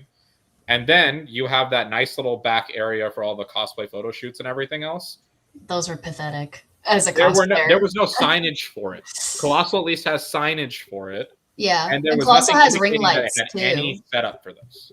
Colossal So- has ring lights and lights because the lighting in the Kalahari sucks. So it was like a dark alley taking photos back there. I just didn't like it. I did like the It gave me Matsuri photographer. vibes. Let's put it that way. Yeah. It gave me Matsuri vibes. Like also, the 2 so- photographers that were back there, those guys were beasts. They were. They were They're there awesome. from con opening, and we did a couples picture for the con, like like right on the start of the con on Saturday morning, and then when the dance started, they were still going at 11 p.m.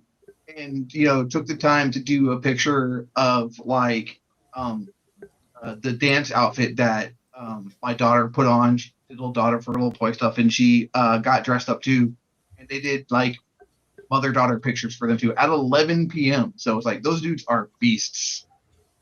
Their photos are beautiful as well. Okay. I did like that. I just didn't like the backdrops they had. Yeah. It was like this beautiful Yeah. setup, and then like in the dark alleyway was these like two backdrops. Yeah, like the one backdrop that was backlit that looked really cool, but the backlighting on it was so bright it just washed out anything you tried to take a picture of. It's just a shadow.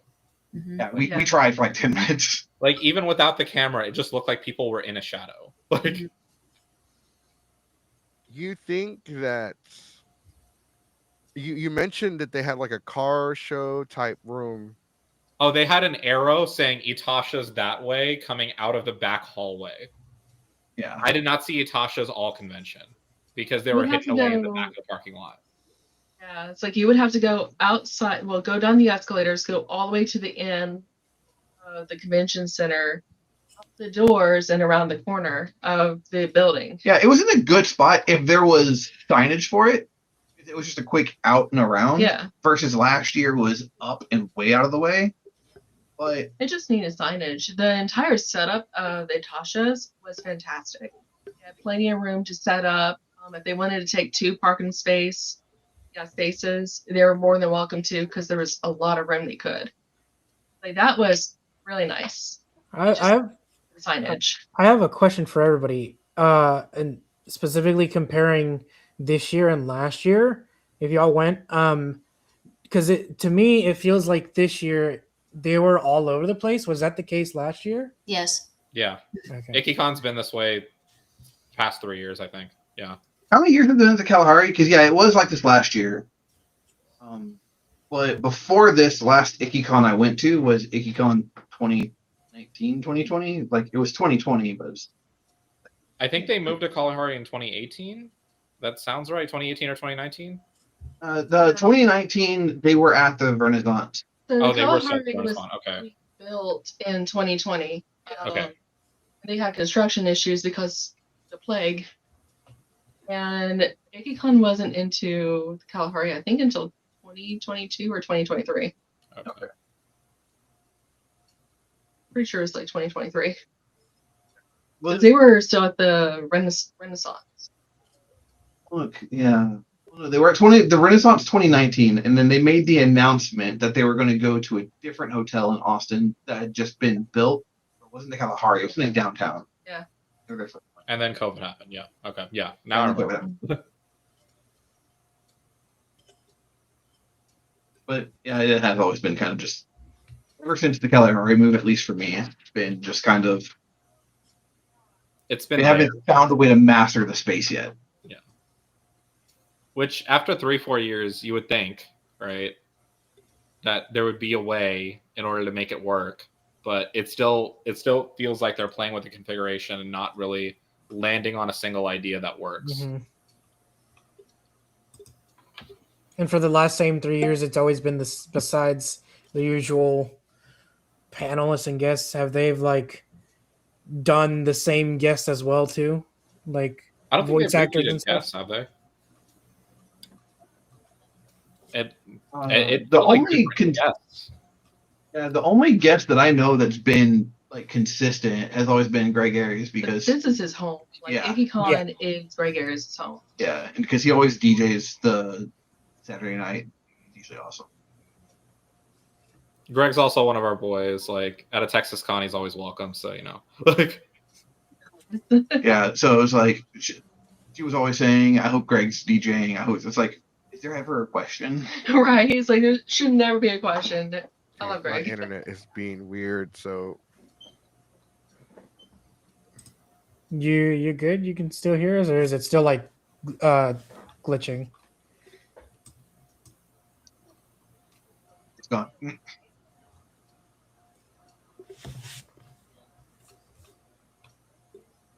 He did. I think he's still trying to solve it. I'm sorry. I keep cutting in and out. I don't know what's going on with my internet. I Yeah. don't know if it's the app or the internet, but it's messing up on me. It's fine. The stream is fine, Okay. but yeah, Yeah. everyone could hear everything y'all were saying. It's just me that's cutting in and out. So thank God. I might have to have you Diamond log in separately in case I get cut out, so the stream doesn't cut off. Okay. The reason why I'm saying it's because, like, do you feel like there's just a mismanagement of like the space, like how everything's being spread out, like the schedule, just the entire environment of the hotel, like the space where everything's being placed, how much space they're giving to certain stuff, and like I feel like having 3 stages, like 3 main stages, was a waste of space. Especially if you're not going to utilize that small stage. If I were to put a small stage on there, it would be for single performances and not shoving 10 people or, the max capacity you could try to fill in that small stage. And even then, uh, just have one main stage, like one main big stage. Don't have like a small one. Just you have your, the single stage where you have soloists, and then you have the main stage where you can hold a lot of people. So that way it's not so all over the place, and then because then you have one person maybe performing there, that's a single, and then you have like two other side that one can carry more than the other one. Like, imagine how much the quality of programming improves, not only when you take down one of those main stages and then you make 3 panel rooms out of it, because that's usually the math on that. Mm-hmm. And then on top of that, because you have so much room to put more panels and keep people interested, you can actually give turnaround time to your panelists, because there was 0 turnaround time all weekend for panelists. And that really sucked, because I know a lot of panelists that love like running over on their Q&As, not necessarily because they're being inconsiderate to other panelists, but because the audience is so involved. And they're just like, all right, we got 10 minutes left. We got to wrap it up. You can ask me questions outside. And that happened almost every panel that was interesting. So That happened a lot back when Ikkicon was in the Hilton Hotel. This was probably like 2015, 2014, but there was always like a really nice 10 to 15 minute buffer. So the lack thereof of that really, really speaks more to panels are just, pomp and circumstance here, rather than actually like being valued as real programming whenever we have 3 stages, and none of them seem to be used very optimally. So would you say in this case, eliminating that big stage and leaving that medium stage and that small stage would have benefited more entirely? I think like you still need a main stage at a con, right? Like I think no one's in denial that like there are events that are going to draw that many people and you need to fit that many people. But if you're going to have that much space and truly utilize it, I think pretty much all of us would prefer that space be used towards more panel rooms, so people always have something to do, rather than just locking yourself into 3 panel rooms, having a 24/7 RC card track with a D&D room that takes 3 panel rooms, and then having everything cramped in a single hallway, rather than having that stuff spread out and clearly signed, right? Because I think those of us who were there can agree there was not signage for a lot of things that we like to see. I feel like that's a common issue on just convention in itself. I don't know what it is. Like I do, but I don't at the same time. It's like in a sense of like there should be signs for like things like, I know for me, my experience, they're always like, if I go to the Comic Palooza one and whenever there's stuff happening, they're like yelling, saying, "Hey, if you're check out this panel that's in room so and so, I'm here if you need me to point you into the right direction," or whatever. Comic Palooza, it feels like some of the panel runners are like peddling you, be like, "Hey, come to my panel, come to my panel.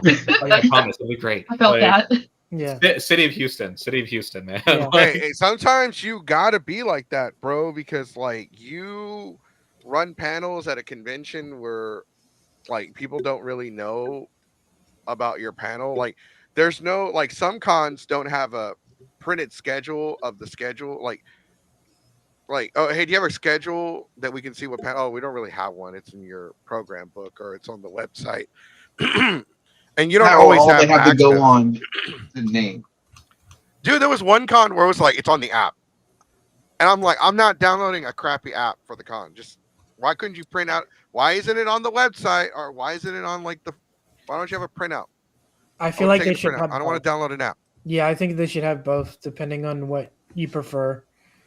Yeah, you should But- always have physical printouts that are available at the check-in desk, right? So whenever you pick up your badge, you're able to pick up a printout if you choose. You should always have a PDF available on the website. And then if you choose to do an app, that's always great because that's your best way to announce cancellations and stuff. So Because I think also with that, they should also have a map. So that way you're like, shows you the layout of like everything. So that way, at least if you have a question and you still can't figure it out, you have the map right there. because I've been to the Kalahari so many times, I didn't bother pulling up the map to figure out where the Itashas were. I just got bored and left. Like, I do have to ask though, because this is a hot topic and somebody brought it up to me real quick. Y'all all went into the. I'm gonna assume that everyone here went into the artist alley and went into the dealer's room. One of the biggest things that's going on right now is AI or stolen art. Was there any of that at Ikkicon? I Or didn't. could see you it. tell? That's another thing too. I think like most of the artists in Artist Alley I recognized from previous cons, and that's usually a good indication that they're not trying to farm AI art or anything else. It's just I felt bad walking through the Artist Alley because they were packed in like sardines compared to the vendors. Like you could tell like a lot of artists were uncomfortable with the lack of space that they got in Artist Alley. And I felt bad because these are some artists that I like buy from on a yearly basis. And I'm just sitting here going like, Ikkicon really disrespected y'all this year, man. Like it really, really just felt like they shoved them off to a corner and say, we care about our vendors, not about y'all. Mm-hmm. Yeah, and there was even some people who are normally in the artist alley, but I think if they wanted to vend this year, they were in the actual like the vendor room area, like but still crammed in between like two vendors, and they had their usual artist alley booths kind of crammed in, away from the artist alley. Yeah. Were the two combined in a single room this year, or did they have separate rooms? Single room. Single room. They're all Fine. Also, the guest VAs, the guest VA tables, were behind the artist alley. So vendors had double the width versus guest VAs were on one side, artist alley was on the other side. So it made things especially congested. Is it similar to how they do it at Colossal? Less space. With less space, yeah. Less space, yeah. Okay, now I can visualize it. I think Yeah. okay, because I work with Ikkicon, and they were there, and I did notice that the tables for some of the booths and vendors and stuff like that were like, are they like touching? I Yeah. wasn't sure because it was a bad angle, but I was like, okay, maybe it's just maybe they like sometimes people move their table, so I didn't really think too much about it. But I was wondering about that because like a lot of cons now have them both in one room. That's fine. But when you cramp them together, you're just gonna like make like you said, some people are gonna get uncomfortable with the lack of space and you're gonna piss them off and they're not gonna want to come back. Yeah. Behind their booths, there's only like one. You can only fit one person comfortably. When most artists' tables, if they're popular, need at least two people running it. Like, Two or Yeah. three people. Man, at the very least, you gotta have someone to back up to use the restroom. Yeah. Also, for where the voice actors were, that's where the cosplay guests were. And this is, I guess, niche to cosplayers. But if you have a small convention like this, where you don't have a lot of space, you shouldn't have cosplay guests. They shouldn't get a table. That's just my opinion. Because I'm not going to out anybody, but I saw a lot of cosplayers who didn't use the table. They were just empty. So I'm like, that could have gone to an artist who would have paid to be here and make some money. But I walked by and I saw one cosplay guest, and there was apparently 5. So that kind of ticked me off because I was like, I'm a cosplayer. I would have, utilized the space given. But if this is such a small con and you are desperate for space, either put them in the hallway, buy those photographers instead of those nasty little setups with the bad backlighting, put them out there, get more VAs to fill up that space, or put the artists in that area and then put the VAs on the back wall. And as much as we like to say Ikkicon is a small con, like relative to the landscape of Texas, right, it actually is a mid-sized con. You can make an argument for as far as the numbers it does. It might be a top 5 convention in Texas.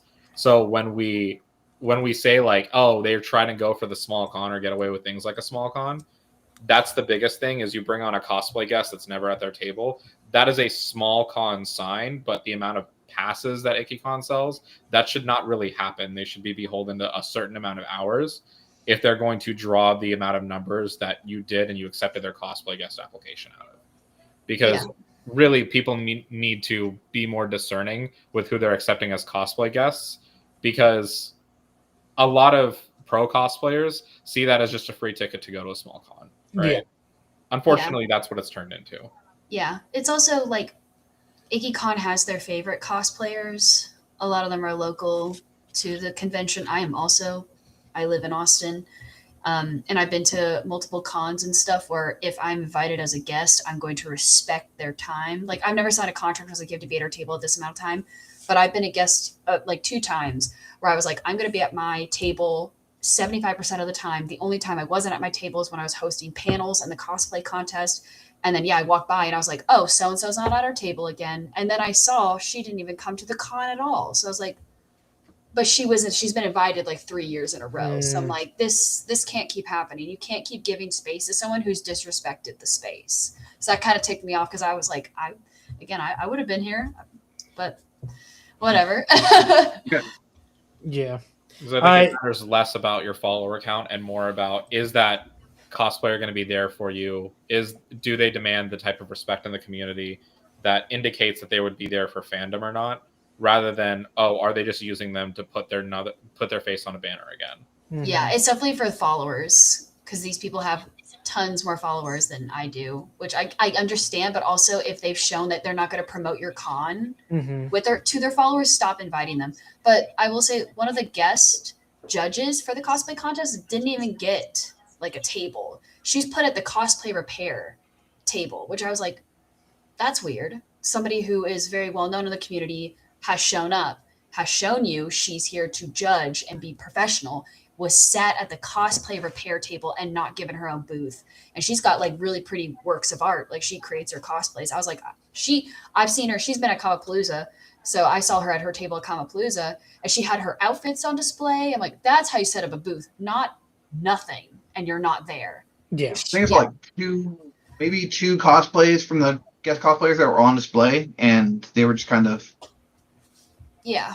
I handle for 4 different cosplayers right now, at least as far as if they choose to go to a convention or not. When I told them I was going to Ikkicon, all of them refused to even want to go because of how they tend to play favorites in the cosplay community, for sure. Mm-hmm. Yeah. I'm just a little taken back by that because that's really heartbreaking because we do a lot whenever we bring in a con. I guess whenever we invite a convention, like, hey, we would like to interview you. We also want to like do panels, and I'll even like negotiate karaoke for them. Like, hey, do you have a karaoke room? Do you want one? We'll do it for you. We go above and beyond for the con. Like whatever they want us to do, we'll do. You want us to promote you? You want us to be at this booth? You want us to do whatever? And it's kind of like heartbreaking to hear like there are people that get to go to the conventions and they don't really do anything. They're not at their booth, talking to their fans or to the attendees of the con, promoting the con, like, kind of just doing whatever. It's just really weird. And I feel like there are a lot of people that are amazing at their work, who are great, who don't get the love they should get, and other people who don't, for lack of a better word, give a shit.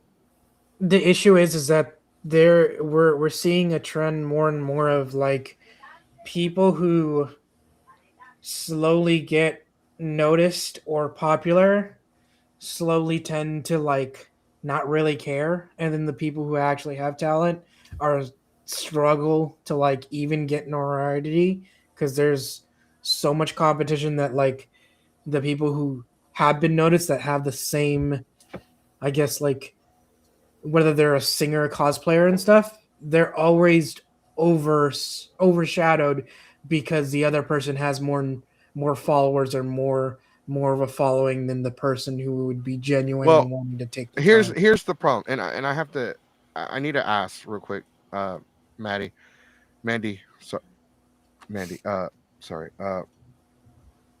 when you've cosplay guests for a convention before, have you? Yes. Do you, when you cosplay guests, do they like give you an agreement, like not necessarily a contract, but something that kind of feels like a contract, where you have to do XXX, like promote or stuff like Yes. that? Okay. Yeah. I also get that if I'm like an affiliate or like a ambassador. Like for Anime Frontier, I was an ambassador this year and a panelist. And they sent me like a contract to sign that's like you have to post X amount of times before the con, you have to post this amount of times at the con, and then Mhm. after the con. And so like you just have to fulfill that agreement. Which also Ikkicon said they had an affiliate program this year. And I asked people, like my friends, I was like, did you get the affiliate program from Ikkicon? And I know 2 people got it, and then they had their badges canceled. So Ikkicon did not have an affiliate program. I don't, and then I went on their Instagram again to see if they had the post for the cosplay affiliate, and they deleted it. Mm, So they have done this for 3 years now, because they first started with the idea for 2023 Ikkicon, where they're like, we'll make cosplay affiliates because we can't fill out our cosplay guests, probably because they have the same few guests over and over again. So it'd be like, okay, well, at least let more cosplayers into the space because they're going to create a more lively environment and everything else like that. And it's been a similar story every single year with the affiliate program. Yeah, they just need to not advertise it then. If they don't know how to do it, stop advertising it. Because my friend was like scanning her QR code and it mhm. wasn't working. And then she got an email later. It's like, oh, this is void. You have to buy a ticket. So you had to buy it right then and there. So that The was fuck? frustrating. And like, is it because like also your friend doesn't have like a big following, some other cosplayer? Is that the reason why they kind of like act kind of that way in the sense of like, oh, you can't be in this level or whatever? I have no idea because I We applied for don't the know I if that's applied what for it the is. affiliate. Yeah, I have no idea because I applied for the affiliate and I didn't hear back until the third, like the Wednesday before the con, and I got like a pretty nasty email that's like you've been denied, and I was like, whoa, okay. And then she got an email that was accepted, and it came with a QR code, and then when she tried to scan it, it didn't work, and they're like, oh, is that from the affiliate program? They're like, yeah. Oh, we're not accepting those. So that's how we found out. So I was like, So yeah, to kind of answer your, to kind of add to it, Diamond, it's not, I think the issue is more of a, they posted it, they said, we don't like it, so Mhm. we're either just gonna kick everyone to the curb. So some people got kicked to the curb and we're not even notified, or some people that applied for it and just like, We don't see it working out, so we're just gonna cancel the we're whole gonna go and like, because Comic Palooza has done this shit. They've Mhm. said we're gonna go in a different direction. Oh, okay. But yeah, the reason why I brought that up, because I know whenever you do anything with Comic Palooza, like as far as like the podcasting program goes, they make you do an agreement. And I think Ikkicon should do that as well. Like, this is our agreement. If you're gonna be a guest or this, that, yada yada, especially if we're gonna like either comp all of your shit or we're gonna pay you, right? Some people get paid, some people get all their shit comp. If we're gonna like, you gotta do this, you gotta do this, you gotta do this during the con, that during the con. If you're gonna get everything for free and possibly even get paid, that's a job. And you should agree to work certain booths and stuff like a job. I know Richard and Kai, y'all aren't like in the guest or panelist world of conventions or like the backstage stuff, but y'all were there and y'all saw the dealer's room. Do y'all agree, like maybe like because they mentioned like the booths, like there were booths where the cosplay guests weren't even there, like nothing, nada, like who, like do you think that's one thing that they can get rid of? I don't work for Ikkicon, they don't sponsor me, I'm just trying to help them get better, just so everybody knows I'm not here. Let's just put it out there,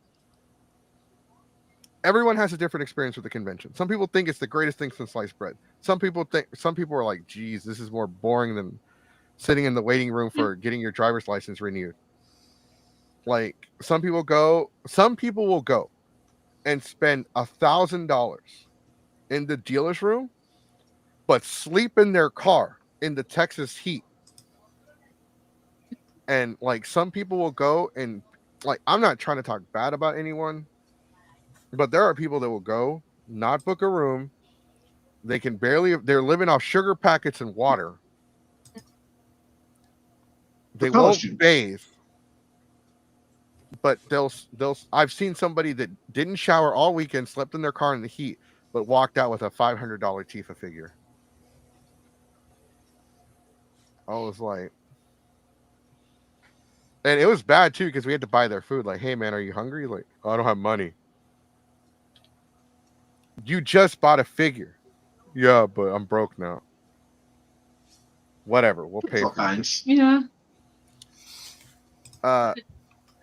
Yeah, no, going back, I didn't mean to go on my tangent because I got to remind the people that are watching, like, because I get shit like whenever we talk about a con and people like, this is supposed to be a show where people share their constructive criticism, like, hey, bro, get your shit together. This was not fun. This was not cool. Like, or this was great. This was amazing. Like, I could have gone without this. I could have gone without that. So I'm just letting the conventions know this is constructive criticism for you, man, because sometimes y'all lot of miss the conventions ball make completely. y'all make some conventions make piss poor decisions, and y'all need to be reminded, like, hey, We can be better. We Yeah. can be better. We can't please everyone, but you like the consensus that you guys are sharing is the consensus I got from a lot of people. Like, there is a lack of content. There ain't shit to do. The food was way too expensive. Some of the panels were just a rinse and repeat. Like, you know, it just wasn't like some people, like, there's a few people that said, like, yeah, I don't really want to go back anymore. And it feels like, and Ikkicon has been around since 2007. Yeah. I remember one year they were at a convention center called the AT&T Center. Yes. I remember before the Kalahari, they were in downtown Austin. I remember when they Hilton. were on New Year's. I remember when they were in February. I remember, oh man, I haven't been to Ikkicon in years, but Some of our best memories as veteran convention goers have been at Ikkicon. That's why we're Same. here. Yeah. but like conventions have, I don't know. I get it, right? I get that some cons are trying to utilize the maximum amount of space, cut costs because they got to save money, especially now this year. Like, I'm digging deep with this convention that I'll talk about later on that I'm looking into, but there are a few conventions that are not happening this year in Texas that haven't even announced yet they're not happening. Mhm. And I have to dig deep because, for one, there's an oversaturation of conventions right now. Yeah. We have a lot more trade shows than we have actual conventions. And this year in Houston, and I believe Waco or Fort Worth or somewhere in the Dallas area, we have like 3 or 4 World Cup games. Yep. Texas is going to have a lot of people coming in for the World Cup. And the cities that are hosting those games, everything's about to go up in price. Everything's already gone up in price. You can't get an Xbox for less than $700 nowadays. They're also prepping for the rodeo, and people are also planning on coming to spring break over in Houston too. People have made they're coming flights. here for. They did that last year, and they're doing it this year again. So okay. Anyways, so the cost is going up. We expected the cost of food to go up. Fuck, the cost of tamales have gone up. The cost of street tacos have gone up. They used to be $1. Now it's $1.25 to $1.50. The tariffs have hit the tamale lady. Abuela is now selling the tamales at $2 a pop. $2.99. Bruh, make it like, I can't be going to a convention and I'm miserable the whole weekend. And it's heartbreaking because you guys, Richard and Kai, y'all are parents. Y'all have a teenager. Teenagers want everything, and they're bottomless pits when it comes to food. Yeah. Yes. And like, there's a, I don't know if the person watching, or I hope it's not somebody that's on the show. There was somebody that ranted on the Facebook page of Ikkicon one year, and they're like, "This con needs to be completely adults only." I was in the elevator wearing my trench coat because I had a revealing cosplay, and there were kids in there, and I I couldn't like remember that take off post. my coat until I hit the 18 plus area. I was like, no. If Ikkicon can book out all of Kalahari, then sure, but it can't do that. Well, that Yeah. and you're gonna make more money with a family, not a family friendly convention, but a universal convention rather than an Mhm. adults only convention. You don't have to I make it Disney friendly, right? I don't want to see a Barney cosplay running around hugging random people. I mean, you can make it friendly for teenagers, right? Because as a panelist, we're getting older and we encourage other people to be panelists. But everybody wants to do the same fucking panel. Trivia night, Naruto trivia, Dragon Ball trivia, One Piece trivia, Pokemon trivia. It's like all fucking trivia. I don't have a problem with trivia, but I would like some variety. My Hero fan shipping, JJK gooning, you know. And like the thing is, I know y'all brought up like the where people cosplay and like answer questions in character. Like I kind of hate those panels. I don't hate them because of the people hosting it. We attended those panels a couple times when we were reviewing the panels for a con, and there were a bunch of grown ass adults asking, and they were teenagers in cosplay answering the questions. Oh. Yeah. And the grown ass adults would ask them really inappropriate questions, like I don't remember. I just remember being like, why the fuck am I here? And I didn't even hate, like, I didn't hate the panel. I just hated that the adults like, oh, if y'all two were dating, like they asked them like really sexual questions. I was like, no. Yeah, I've seen it. Like, oh, who's the top and who's the bottom and stuff like Yeah, that. like that, like that, Yeah. like that. And I'm like, I don't want to know that. Like, Not like, everything is yaoi. yeah, Yeah. no, and Yeah. it's like, no, I just don't care for like the sexualized shit. Like, I don't really care. I think not everything has to be over sexualized, just how the world is right now. And I think Kind of happens. I feel like less of that in a space where you could be free to express yourself without having to do that, I think would be cool. But I like I don't like idol panels, but I appreciate them because they're variety. Like Jazz at the Con, like I appreciate his concert. I appreciate the idol shows that they do. I appreciate some of the game shows that they do for adults. Like we do the Super Cosplay Dating Game show. Like we do panels where the fans get to interact and argue with each other for, for fun, for shits and giggles. I appreciate fan interaction panels. I appreciate cons that like want to give you more than like, hey, here's the dealer's room, here's autographs, cosplay contest is at 6. That's it. Like, give me more to do. My Like, Give me more favorite idol variety. panels that happened were the old idol panels where you would have the main idol group that be performing on main stage, then coming up later and then teaching people that show up to the panel how to dance or how to do their routine. That was like one of my favorite panel sets, like that they used to do that I don't see on programs anymore. I want to see real workshops, not like you can commission me for this. No. I want you to bring some foam or bring, like cheap, what little like boards of paintings and teach me how to paint something or teach me a skill, Where's that? Where's I was about to say, if learning you're about to something? go in the foam sword route, I'd be like, nope. There's a reason why they give cosplayers plastic knives.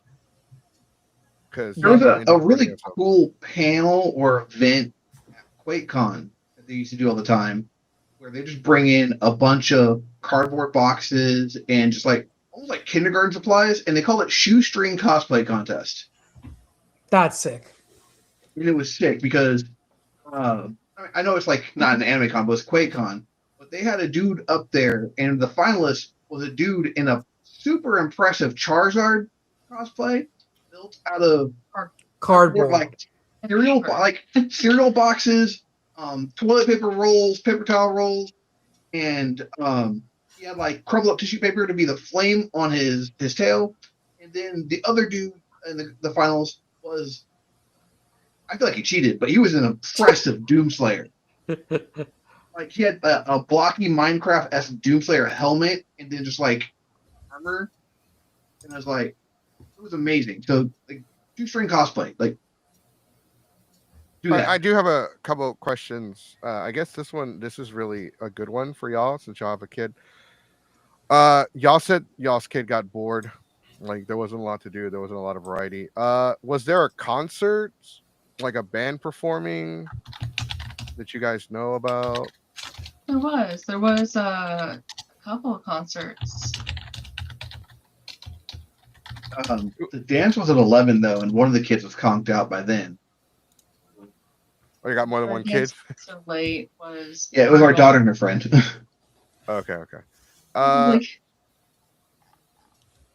Was there anything y'all were able to do that was adult oriented? I guess one of the questions I do have that did anyone here go to the dance? we did. Was it adults only or universal? So Friday night for yokai night, it was adults only, 18 and up. They ID'd you. You had to get a wristband. Okay. I enjoyed yokai night. I enjoyed the programming. I enjoyed their artist alley, like their really adult artist alley. And I enjoyed the adult dance. The dance. Okay, they had a dance. And Saturday, did they have a dance? And was it all ages? Saturday was all ages, but it was at 11 at night. It was really late. That seems a little late for an all ages. It's gonna be all ages dance. Yeah. I mean, but it was all ages friendly. Like it did. Yeah, it really was all ages friendly. Did y'all take y'all's kid to the all ages dance? We did. She stayed up late, especially for it, and she danced with the poi and relearned how to do poi. She had a blast. Okay. I think we stayed there till about 1. And then we did the old people thing at 1, and we went to the fire pits and just sat out around the fire pits, roasted marshmallows, and just chatted with everybody. I know, Miss Mandy, you said that you left early. I believe you said like around 4 in the afternoon. So you didn't really get to experience a lot of like the... Did you experience the cosplay competition there at all? No. That started at 6:30, I think. 6:30, something. That's what I've been noticing, and I brought it up last time, and I know Mexico has a different opinion on it, but for me, I've noticed that people don't want to wait and see the cosplay competition anymore. Well, as someone who's participated in cosplay contests, I hate that they're so late. I am exhausted at the end of the day. Like, I competed in Colossal Con, and they had us go there at like 10 in the morning, do a dress rehearsal, and then it wasn't until like 6 p.m. at night. And I was like, I appreciate the dress rehearsal, but can we have this in the afternoon or something and not at night?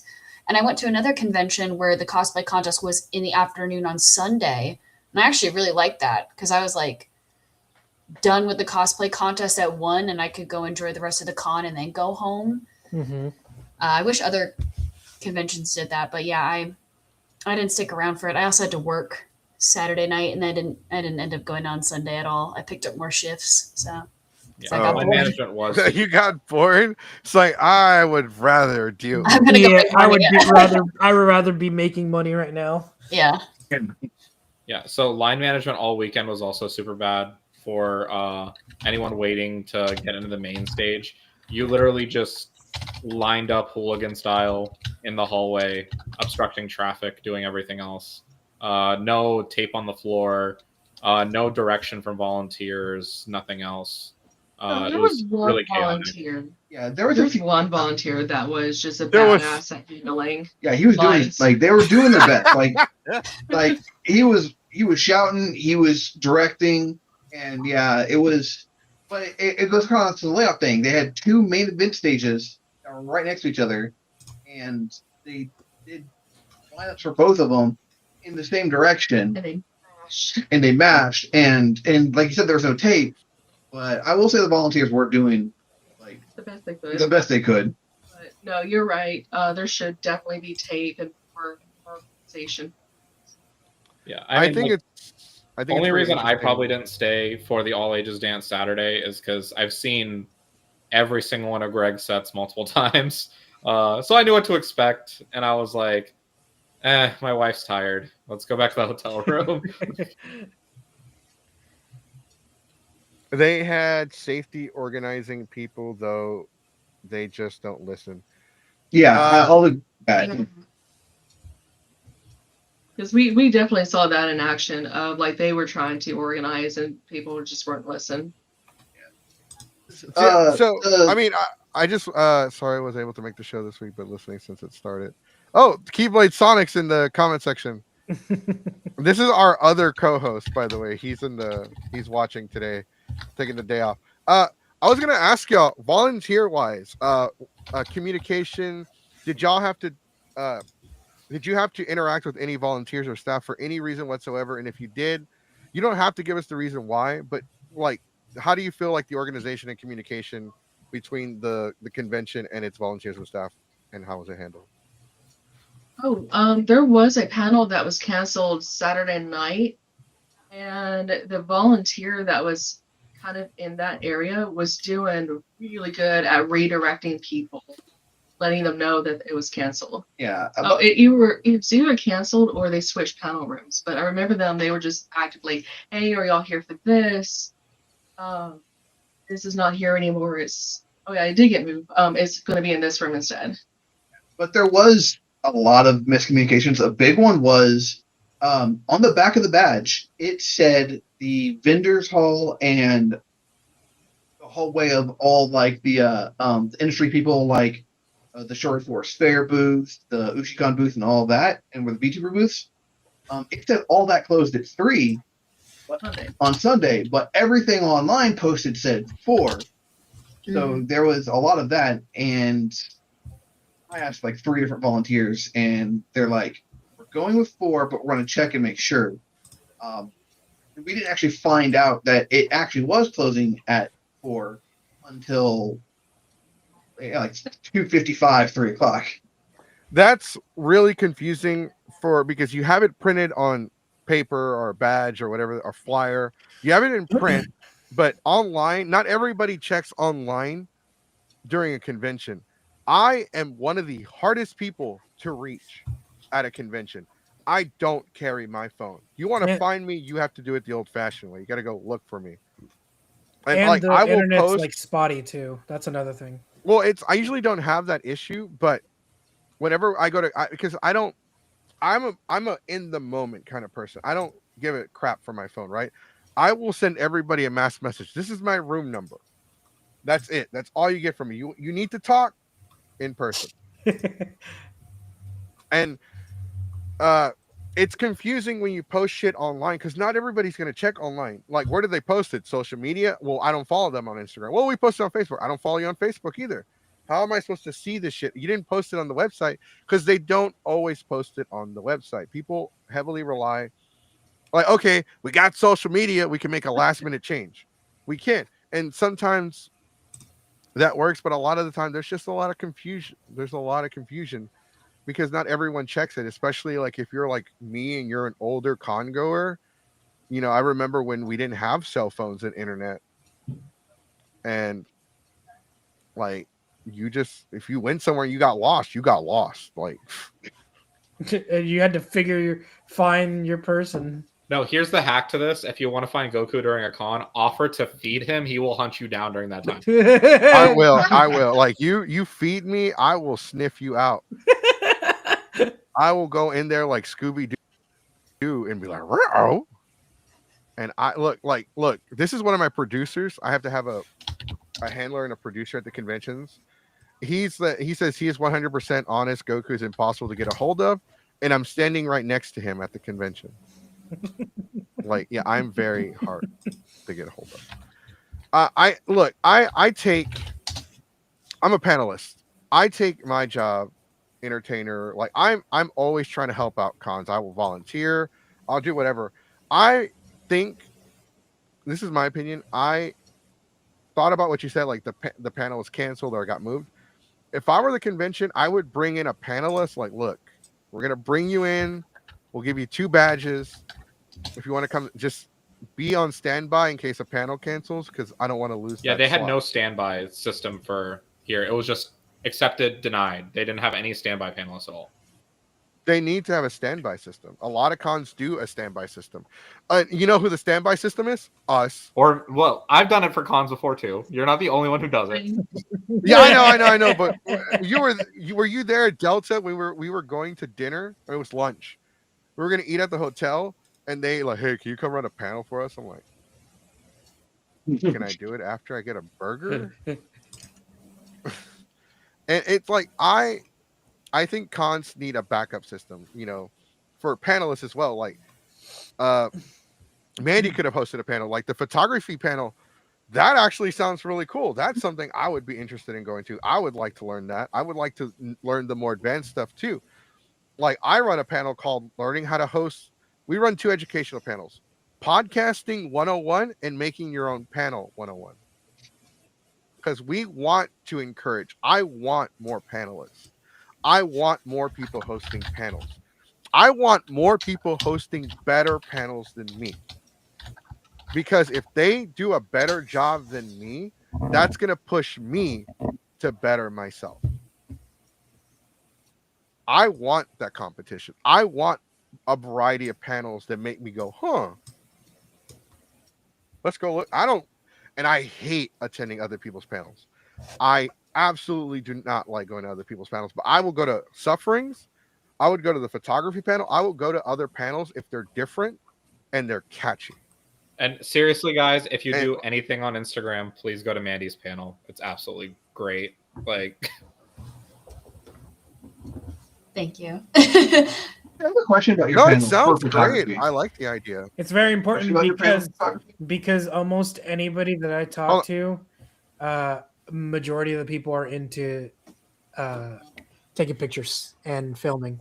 All right, Diamond. I was gonna say, Richard, what you got? I was What you got? gonna ask Mignon a question for the panels. Like, do you do one for like cell phones? Because that was what we struggled with, was just trying to get like good stuff for cell phone photography.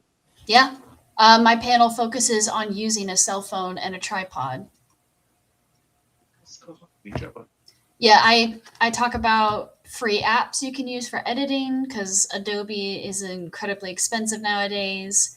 I talk about how to light yourself properly, like how to use different lighting, because I am broke, so I don't have like the fancy lights that people use. I have a ring light, and in one of my slides, you could see how I shot one of my pictures, and it was literally my laundry room, which is completely dark. I was going for like a Five Nights at Freddy's, like scary, spooky, and it's my desk lamp that I stuck on the floor with my phone.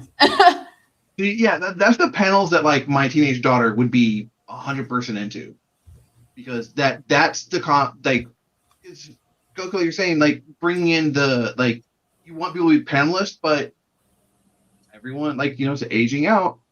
We need younger panelists, and that's things that gets like Younger people involved. Yeah, because my daughter's through a theater kid. I could totally see her running panels in like 5-10 years, and She's already expressed interest that she wants to run in 5 nights. Yeah, at Freddy's panel. And that's the thing is like just the lore.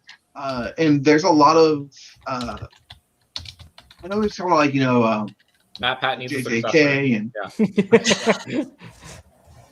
a lot of like panels like that, but from what I can tell, I'm not super in touch with the like the current high school and middle school kids.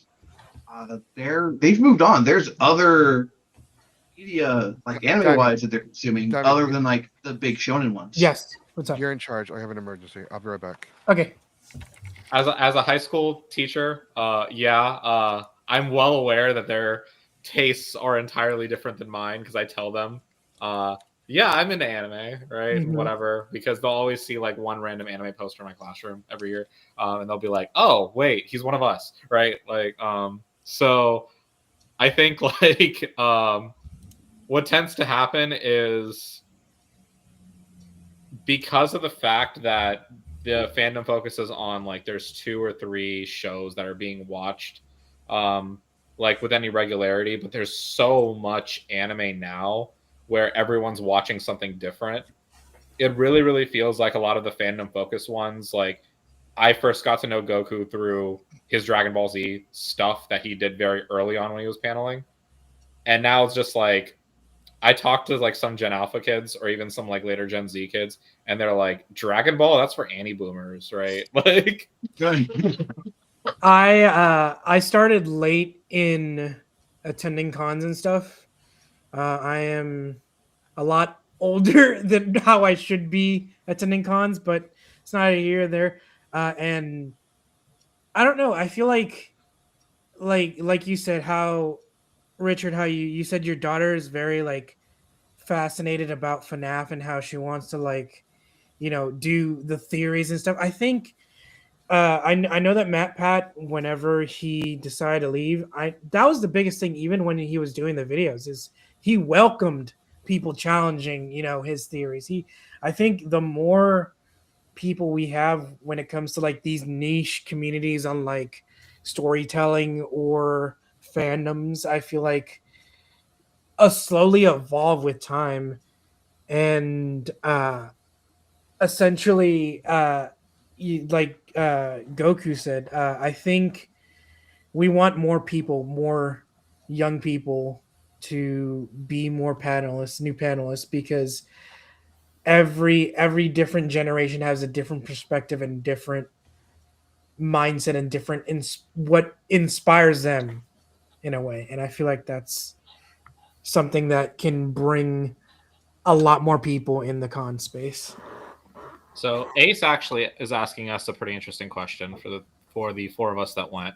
How was y'all's registration / badge pickup experience?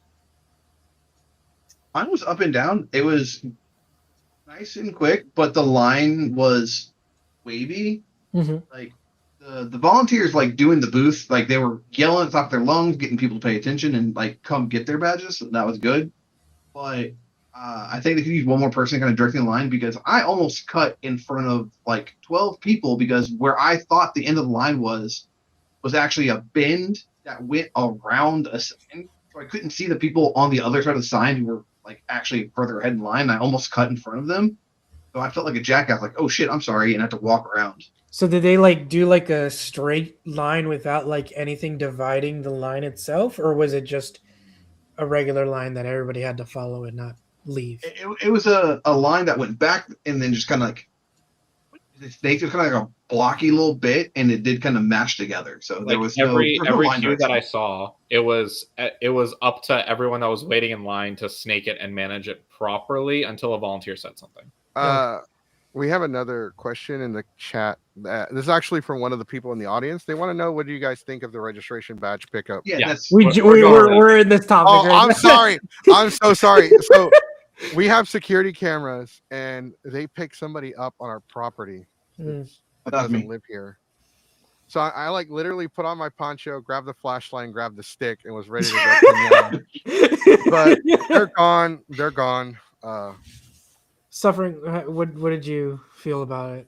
So like Process doing my badge pickup from the panelist section, that was the only interaction I had with a volunteer all weekend. Mhm. Honestly, I went to the badge desk. I was like, hey, because I know the programming coordinator and everything else. How's everything going? You planning to go to these conventions this year, whatever? No support during my panels themselves at all. Like they even had the signs outside of the panel rooms, like for 15-minute warning, 10-minute warning, 5-minute warning. Mm-hmm. No volunteer came up to actually give me signs or whatever. And then I realized I had 5 minutes left, and I still had like 3 slides left. And I was like, okay, well, I don't want to piss off this next panelist because I actually like their panel. So let me just blitz through everything real quick. But I didn't get any of those warnings. Volunteers hadn't checked on the equipment or anything. Because I was really worried about the audio, because they had tried to integrate the audio with like Kalahari's integrated system. Mm-hmm. And it worked okay. It was really, really erratic and irregular whenever I was running my panel, but it still worked all right. But didn't have time to test because there was no, panel turnaround time or anything else. And it would have helped if, there was at least a volunteer to say, hey, everything good every hour, just checking in, giving a thumbs up, making sure like, oh, do you have any audio? Like it works like this, or it's a little bit fickle. Just those little tips that make things go a lot smoother. That was definitely missing. But yeah, I mean, like badge pickup was smooth because again, I'm a panelist. That makes things a lot easier all the time. So did everyone here do? Everyone here was pre-registration or at least badge pickup. Pre-reg. Did anyone in the comment section they had a dry run on Thursday? I'm not sure what that means. So did anyone in the comment section buy their badge on site? My friend had to because they took away her affiliate thing. Oh, that's Yeah. right. Were you there when they bought their badge? Or Yeah. had to buy it? Okay. Yeah. I'm sorry. That's really stupid. I guess the question I'm trying to like, what was that experience like? Could you kind of share that experience from your perspective of them having like the experience of like what was it like having to wait in line to buy a badge? We were getting in line to pick up our badges, and we managed to pick up mine. And she was showing her QR code, and then they told her like, "Oh, it's not working." So they were nice enough to let us like step off to the side and buy it, and then just show that QR code and grab hers.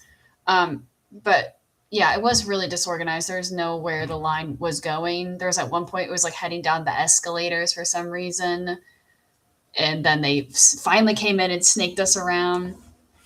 It was also different on each day. Like every time I walked by it, it was just a different layout that they just couldn't nail it, I guess, or It something. was more like they were trying to figure out how to do this without like still not being able to figure it out. Yeah, basically. I feel okay. It says support was inconsistent. Only one of 3 panels had a proactive support. Frank, you I got guess- support. I'd like.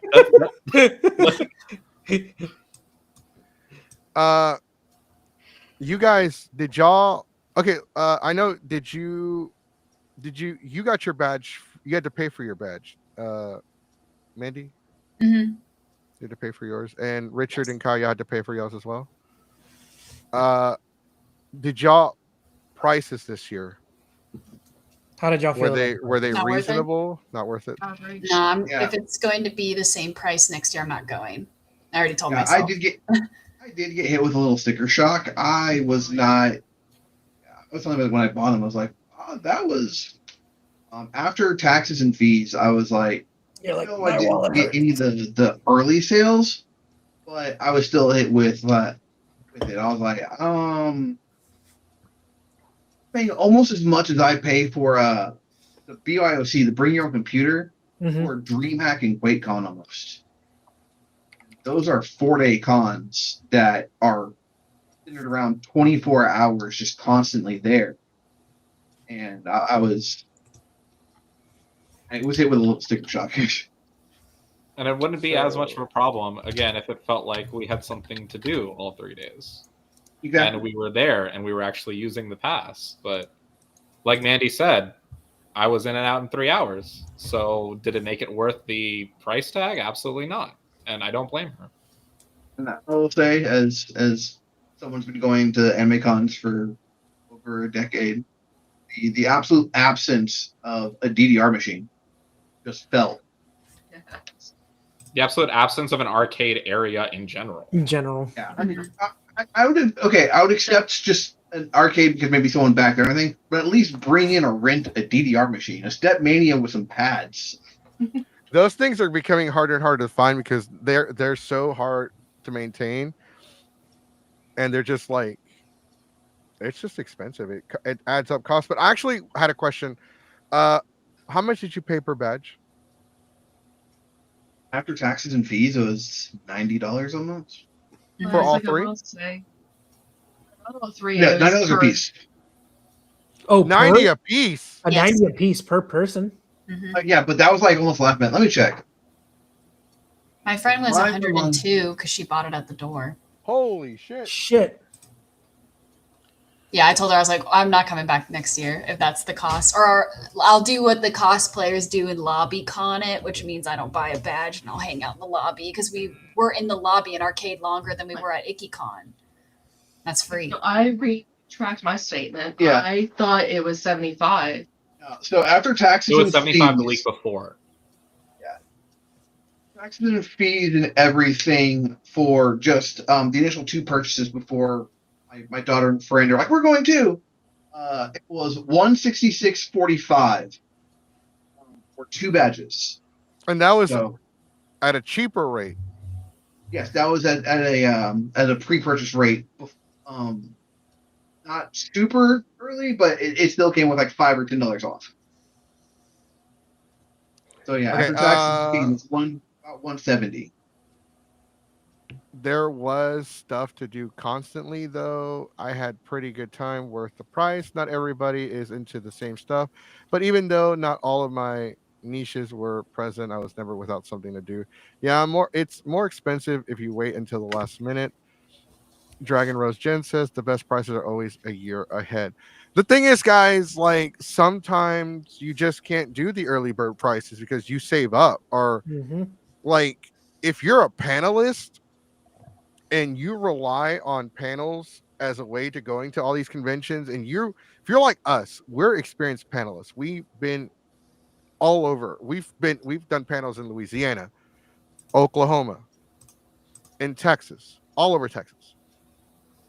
And some cons like to wait to the last fucking minute to tell you your shit was not approved. You don't pass go, you don't get your $200. And we rely on that information and if you buy a badge, the cons don't always reimburse you or refund you. It's not that easy, especially if you rely on like going as press, rely as going as a guest, as a panelist,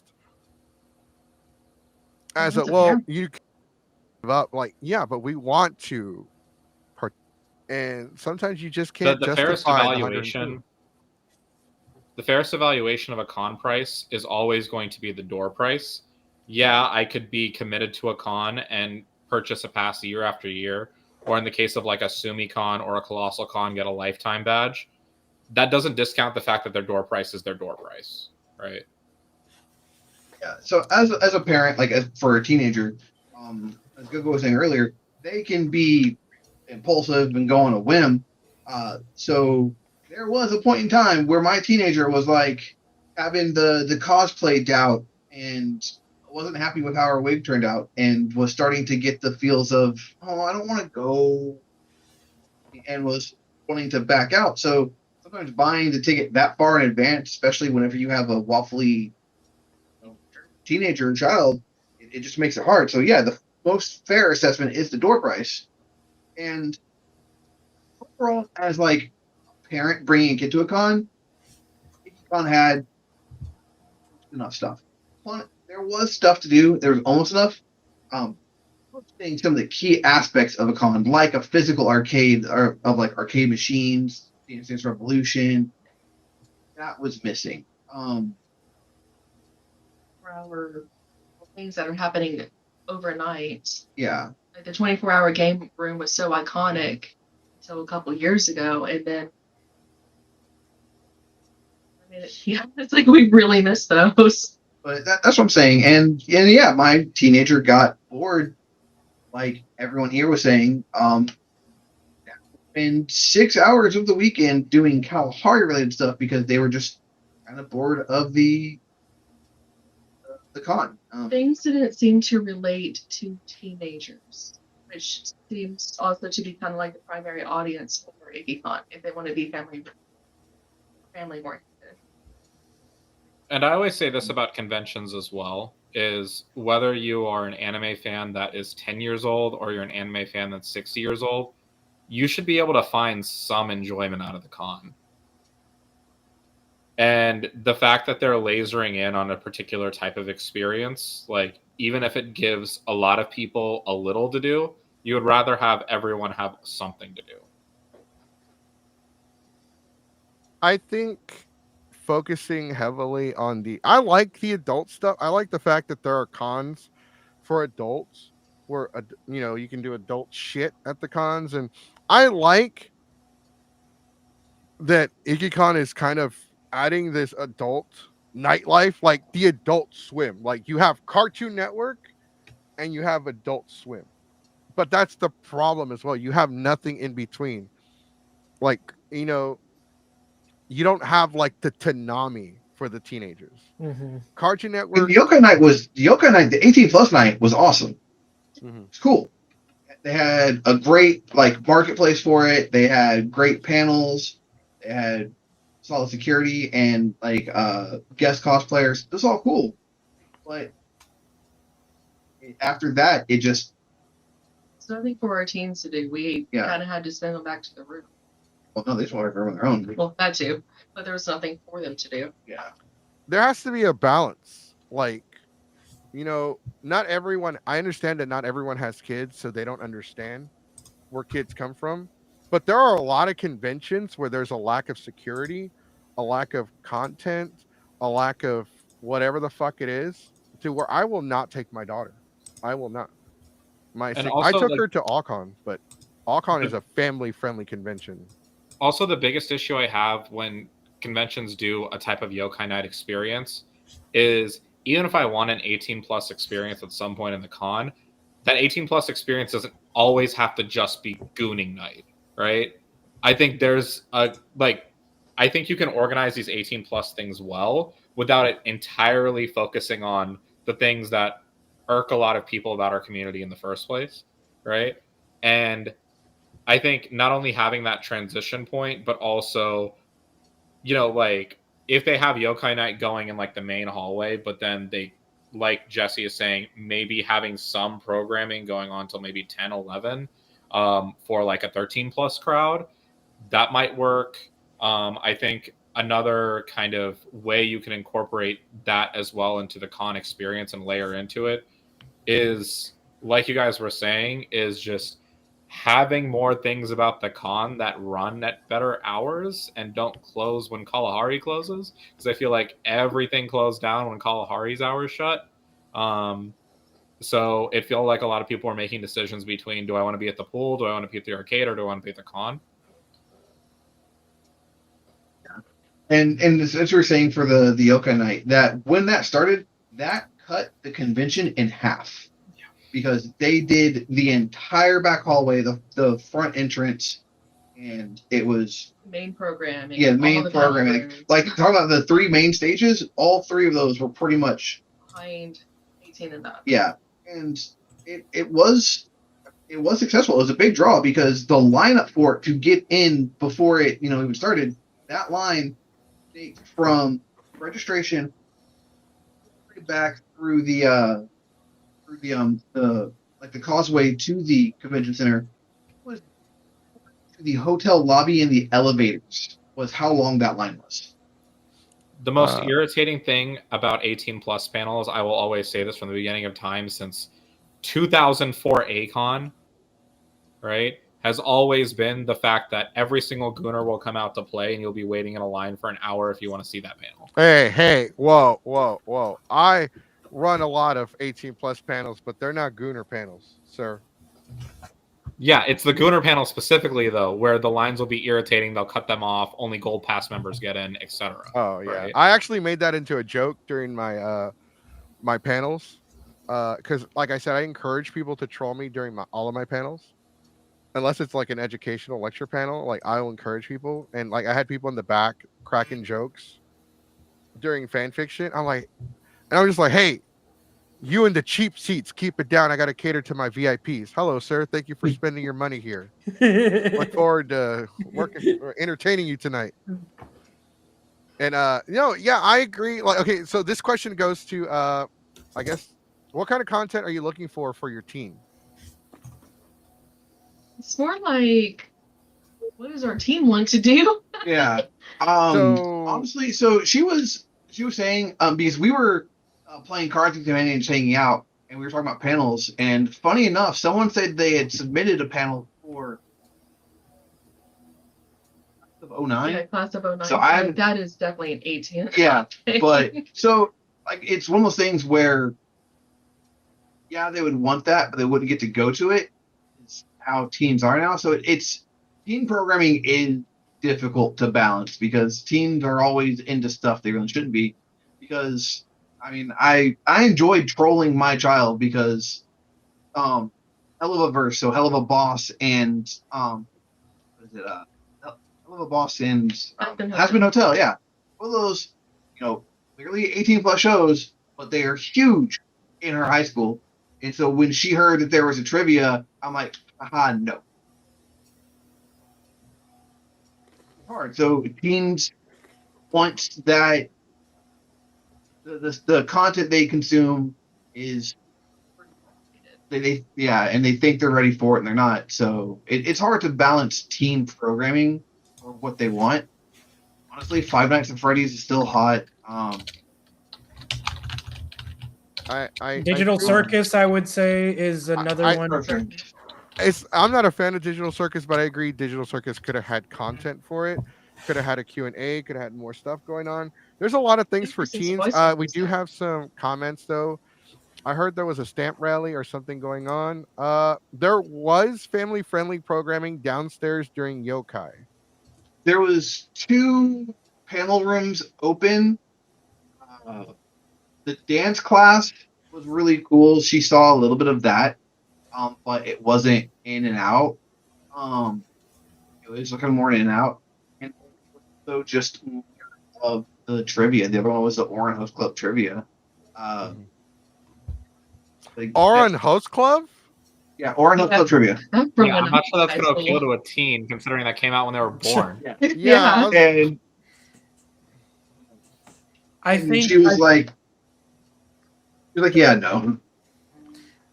I feel like because that's how I felt like with a lot of stuff, like what was like in. I remember when I was in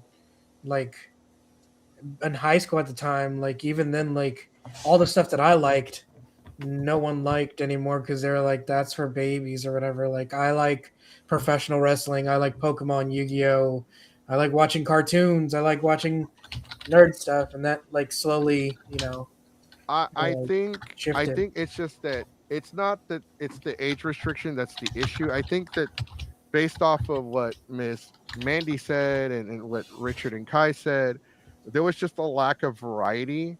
Yeah, sure, there are lots of family-friendly panels throughout the night. And like there are family-friendly panels that counteract the adult panels. That's my experience at the cons. Because I do run a lot of teen panels and adult panels. And I do run the occasional family-friendly panel, but you always have to have them coexist with each other in the schedule. Like, and I understand that there was a lot of family-friendly content, but it just felt like you got to remember that me and Diamond were not there, so we're taking what they're sharing, what their experience, right, and you guys' experience with it, and we're trying to meet in the middle with it. Mm-hmm. So. Yeah, the tabletop gaming section was open all day long, both Friday and Saturday. They had console gaming and even tournaments all day, but was it open all night? Yeah, that was my little all night. And also for the tabletop section, I noticed there were rounds for D&D, but I didn't see any TCG playing area, even though Game Castle sells Magic and Pokemon, right? So okay, this one is cool. I have to agree that's fucking hype. If the voice actor from Grand Theft Auto came down and was challenging people. I think it was on Tekken. I want to see. Okay, there was this Japanese guest at Ikkicon last year. Ikkicon is also in Austin. Guys, check it out. It's an 18 plus con. I run their karaoke. Plus, I'm staff. I'm kind of biased. That was my first con. Yes. Really? You got to come this year. Child. Yeah. I have a friend. She runs the game room, right? Okay. Yes, she does. Yeah, our friend runs the game room there. I want to do a panel where we have like some of the Japanese, like the older, because he was like a director or animator for some really popular anime in Japan. I'm like, bro, let's do a panel where he plays Grand Theft Auto and we just watch him play it, like react to it, just steal cars and just get the star rating up. I just want to see like the older guests just play Grand Theft Auto and get frustrated. There was Sonic, K-pop, dance, craft, rhythm games, and idol panels during Yokai. That's interesting. That's pretty cool. Ikkicon is a great con. I work there. I do panels there. I think remember one person's experience at a convention is not necessarily the same as another person. For example, people love Anime Matsuri. I fucking hate that convention with a passion. Uh, but people love it and they go and they have fun. And I will hold nothing against them, but I will ask them to come and review the convention. Yeah, karaoke stayed going late. How did it's did anyone here attend their karaoke? We I popped in and walked out, but out we of the didn't. room. No. It seemed fine. It seemed like they were just kind of going through the motions. There was no like entertainment factor in it. But like it seemed like it was running fine. The way like most normal karaoke rooms go. Okay. So I do gotta cut you off. We are gonna. I want to give Miss Mandy a chance to go ahead and plug in. I know you're here a lot longer. I'm really sorry, That's but okay. you had some really great points, and I'm really interested in like eventually in the future. I do want to bring you back to talk more about your panels, especially your photography one, because that Yeah. one seems really good. And I like the fact that you are an award-winning cosplayer, and you have like this very like your insights and your views on how things are and how they I kind of agree with a lot of it. I actually do agree with you a lot. So that I really like your opinion on a lot of stuff. It's really like enlightening. So yeah, go. I do have your link tree on our description for the YouTube channel. But if you just want to like let people know where they can follow you and just Yeah. Go. Well, I'm Its.Mandy.Makes on all social media like Instagram and TikTok. I'm mostly active on Instagram. I do stream here and there. Sometimes if I feel like it, some gameplay videos and stuff like that. I drag my friends into that a lot.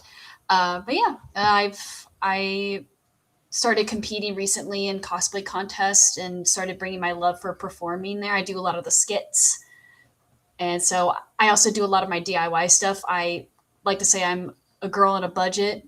I can't afford to keep buying these really expensive cosplays. So I like to show how I go out and thrift and make things from scratch. I actually will have a YouTube video coming out tomorrow if anyone wants to check that out of me building a cosplay completely from scratch using thrifted material and things that I bought from a closing Joann's. So Actually, we might share your content on our Discord. And if you ever want to join our Discord and just to promote your stuff, you're more than welcome to. We would gladly promote you and like spotlight you. yeah, I will definitely join y'all's Discord. You could DM it to me if you'd like. Yeah. If you wouldn't mind, I'm not going to ask you now, but if you could DM me your. So we rate the cons on a 1 to 10 scale. Or if you would just want to shoot it out real quick, or if you want to DM it to me, if you feel more comfortable doing that. Yeah, it's up to you. If you want to do it in because like, we give all the voice or conventions an average score. Like for instance, we did Ecchi Expo 2025, like this 5.5 out of 10.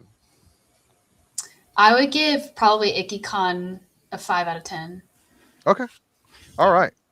Let me go ahead and write that down over here. All right. Yeah. Thank you so much for coming on and sharing your opinion. I really do appreciate it. And I hope you enjoyed the show a little bit. Yeah. And Thank you guys for having me. And hopefully we can, we'll see you soon whenever we decide to organize you to come to the show again. Yeah. Sounds good. Everyone have a great rest of your night. Thank you. Have a good night. Good night. All right, good night. All right. We do have some comments here that I want to address. Wasn't there going super late? Yeah, karaoke stayed going late. Popped in a few times. It looked to have dedicated staff and stayed busy. I stuck my head in at karaoke so many times though throughout the weekend. It seemed to me like they were having a blast. This is I would say they were, yeah. And all right, I will give props to the karaoke room for one thing. They were on the ball with like the Kalahari was dedicated on the ball with the water. So like in the karaoke room it was a little warm, but they were constantly keeping like the water station there stocked, and they had one inside the room dedicated and one right outside the room. So okay. That's really That was interesting. What panels did y'all do? I want to know if the only So I think- panelist here was Suffering. Yeah. So I was the only one that did a panel out of everyone on the pod. I did Teachers in Anime. We wish we had. It was at 12:30 on Sunday. That was the only one that they gave me. I applied for more, But that was the only one they gave me. So If anyone would like to come on and take Miss Mandy's place and kind of talk about the con, their experience, and kind of share more, DM me right now on Instagram, Geeks5Ever on Instagram, and I will send you the link so you can join on. You can join on from a phone. It's a little bit more complicated on the phone because you can't just click on it. You have to copy and paste it on the browser. But yeah, we'll let you on. But Richard and Kai did not host the panel, but they attended panels, I think. They put their asses in the seats and Yeah. And participated. And I dragged my child to some. I would say I can't remember. It was a dancing panel on Friday. It was more like an idol dancing panel, and she was really like into watching them. It was right across from the game console room. But we got there right as they were ending, and I could just tell by her body language she wanted to go in there and watch and then go up and dance, like, or learn the dances. I am sad that we didn't get there enough on that because we got there later in the day on Friday because it was after she had gotten out of school.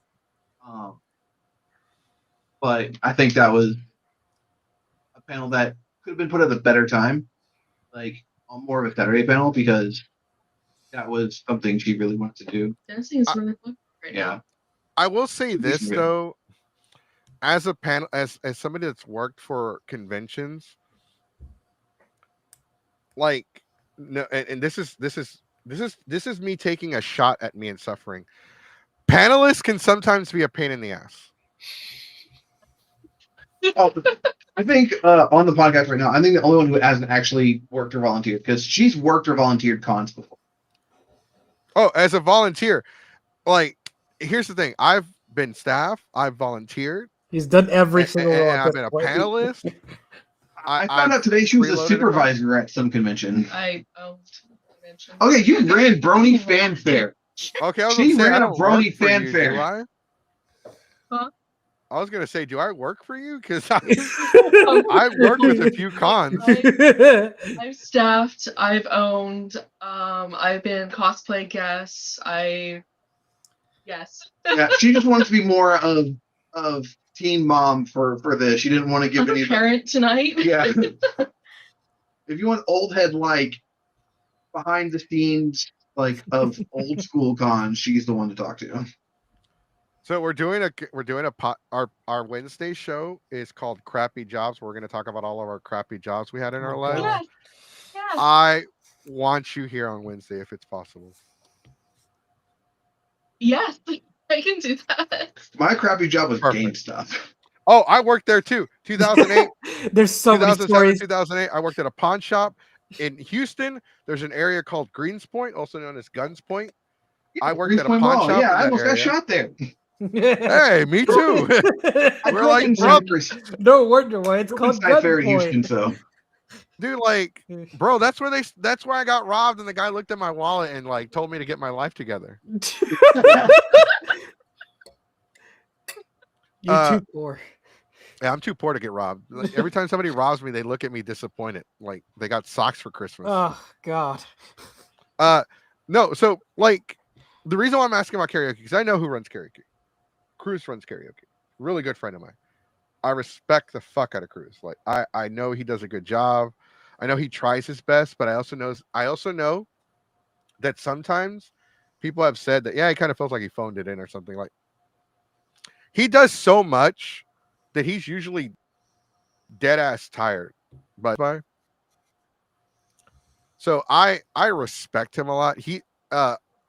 I will never, out of respect, well, first off, I won't get it either way, but I will never apply for karaoke at Ikkicon because he does it for them. And I will never get it, but still, like, but going back to the panelists being a pain in the ass, because we have a comment here. Sometimes we get asked 20 questions. What days can you host your panel? What days can't you host your panel? Well, when it's Friday, I can only host it at between 7 and 7:45. If you can't give me this time on Friday, don't even bother, putting me on the schedule. Like, we get asked 20 questions, and then they'll send us like an agreement, right? It's kind of like a contract. Like, okay, these are your panels that are approved. These are your slots. Is this good? No. No, I don't want to work Saturday at 9 o'clock in the morning. I'm hungover. I want to sleep in. And it's like, well, fuck. Well, that's too bad. Well, that's See, too damn bad. And I happen to be Keep one of the paneling. panelists that tries not to be a problem on the programming team. And then it's like immediately, because I have a reputation, it's like, all right, we're gonna give him Friday opening con, Sunday morning panel, because everyone else wants the primetime slots. And I was like, yeah, I mean, I guess that's the way you fill the schedule, but I would feel like rewarding the panelists that are actually there for you is probably a bigger priority. But I don't think that happens all that much anymore. I also like organized meetups. By the way, did anyone want to come on the show and talk? Let me know. Let me know in the comment section so I can send you my Instagram link. But I will say this. I love working with staff because panelists, what is the one thing we're told? You get 15 minutes, like 10 minutes, 15 minutes, 5 minutes before the panel ends. You got to start breaking down your stuff for the next panel so they can start setting up. Bro, I love showing up. All right. Do you need a setup? Setup. I am the setup.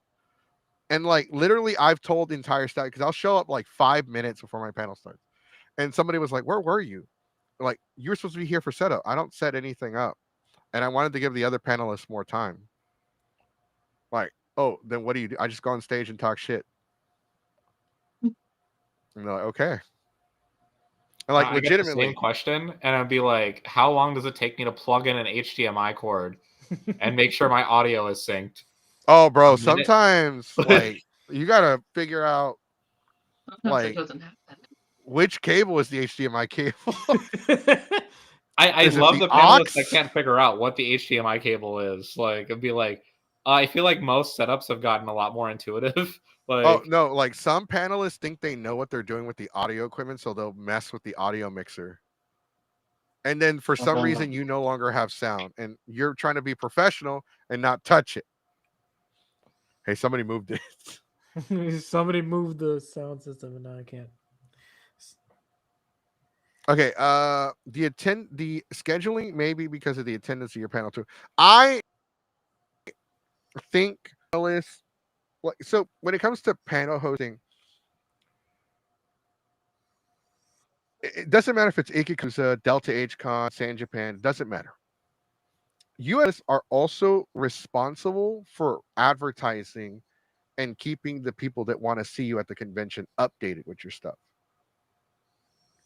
You're responsible for the con itself is not 100% responsible for advertising your panel. They And put you on the your schedule, they slap you on the manifest. That's it.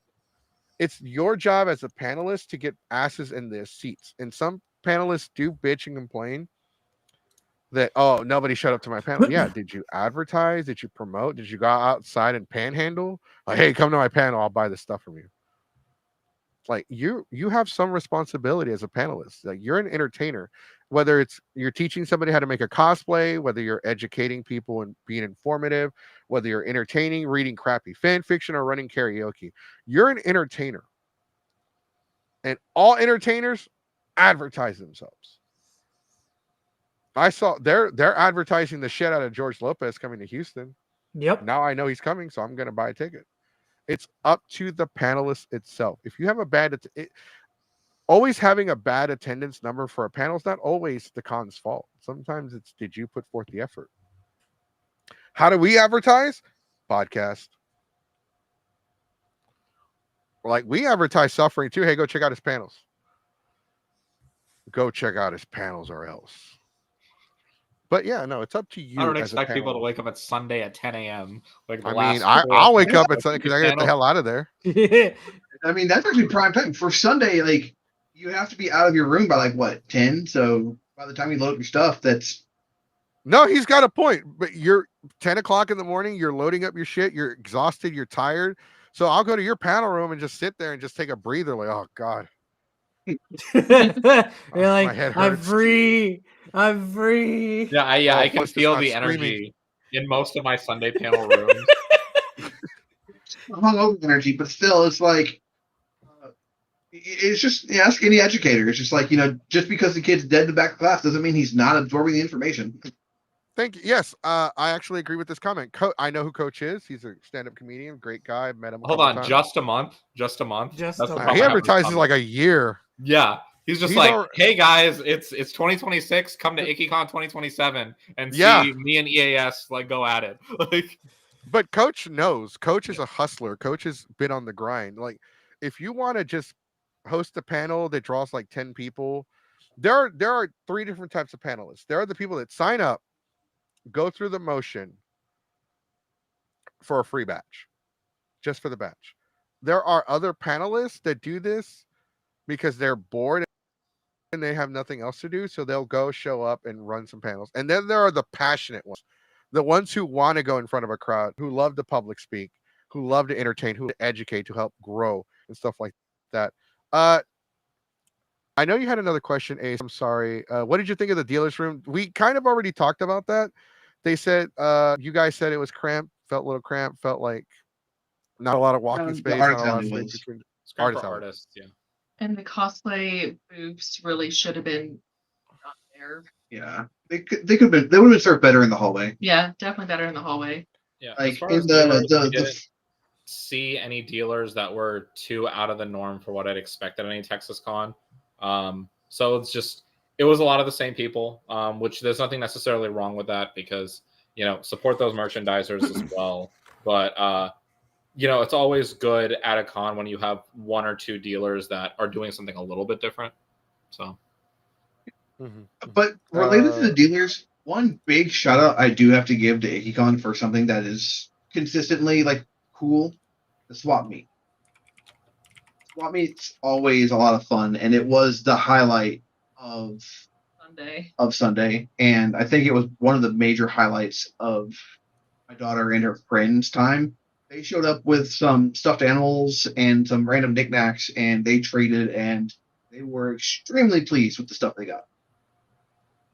I like the dealers. I like the variety that the dealers had. They had like clothing, which is my favorite thing, and they had video games, mangas. They had a pretty good variety. Yeah. Can everyone do me a quick favor that's watching on YouTube?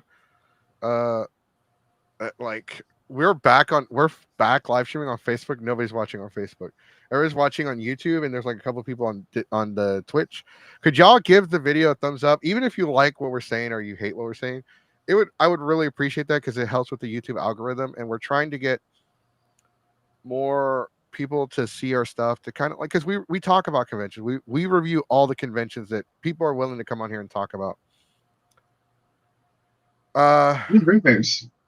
Oh, is there too early or too late time for content? It just depends on the kind of content you host. So Ace, I actually have a story about this. A couple of years ago, I was invited to Anime Weekend Atlanta, which is one of the bigger conventions on the East Coast. And one of my favorite panels that I ever ran was my ethical partner swapping panel. And they scheduled for me at 2 a.m. on Saturday. Initially, I looked at that panel time and I was like, oh no, oh God, right? But then I ran the panel and my crowd was so fun. Like people were hooting and hollering and it was much more of a riot than I usually expect for my swapping panel, because normally like people are trying to learn like ENM rules in my panel. In that particular panel, because that's like how I advertise it as far as the tagline. But like it always has to be framed in a way and being like, what is the actual rhythm of the con? And the thing why I harp on like Sunday morning and early Friday afternoon panels so much is no one's in gear to hit someone and listen attentively, or no one's at the con at all, because either they're checking out of their rooms or they're just getting up or they're getting off of work, etc. So it feels like if I'm going to give the like lazier panel contents some voice to bring butts in seats, like maybe like the trivia or the game show panels, especially if I know that panelist is maybe unproven, maybe I give them the earlier slots and see how many people they can draw early on in the con because they're unproven. When you give the proven sort of talents that you have those kind of awkward panel times, you're basically telling them, well, we can take advantage of your commitment because everyone else has like, I can only run panels from 7 to 7:45, or I can only run panels right before the cosplay contest, but I'm only going to be here between my shoots and the cosplay contest, right? I think that's like part of the reason why a lot of us get difficult with scheduling, because it's like, yeah, I'll be professional and I'll run this panel whenever you need me to, but then Delta will call me every single year and make me run a 9 a.m. panel on a Sunday. Like, it feels like maybe we should have a little more of a balance going, Yeah, I feel like that would be like a give and take type thing, because I can see it going both ways. Like, I can see the pros and cons of, like, sometimes you do need something reliable at this slot, and someone who's not just going to phone it in on a Sunday morning, but also like you want to give them the promotion and respect that panelist deserves for being that consistent. So Ace, you're gonna have to, if you could just clarify by your question, because I think you were talking about like the stuff they were saying about the dealer's room. You asked, what do you mean? If you could just kind of clarify or reword that, we can answer that question. But I was gonna say, like, scheduling for it, there's so much work that goes into scheduling for panels, and like he says, you want to put like the people that that you trust, that can put asses in seats, that are in a prime time slot. I will happily, and I put like you can schedule me during the cosplay competition. I will go against the cosplay competition. I can still like at least almost fill up a room with the cosplay competition at a small con with the cosplay competition. Like Suffering, I don't know if Suffering was there, but we were at BalCon and I had to be scheduled against one of the main, like their concert, and I filled up my panel room with people that didn't like the concert. They're like, screw the concert, and and we even made the panel about like people talking about the con and the concert. They didn't like concert, but like there are panels that work in the morning. Ikkicon used to do a Saturday mornings cartoon panel where they would have breakfast items like cereal and milk and bowls and shit like that. And they would put on like cartoon, like I didn't know the Fonzie had a cartoon. I didn't know that. It's a cartoon, Saturday morning cartoon about Fonzie, and then he threatens a purple T-Rex that looks like fucking Barney but evil. He threatens it by giving it a knuckle sandwich. I couldn't make this up. Like that kind of panel, and that panel, like it was weird because it was a panel, but it was inside of a hotel room.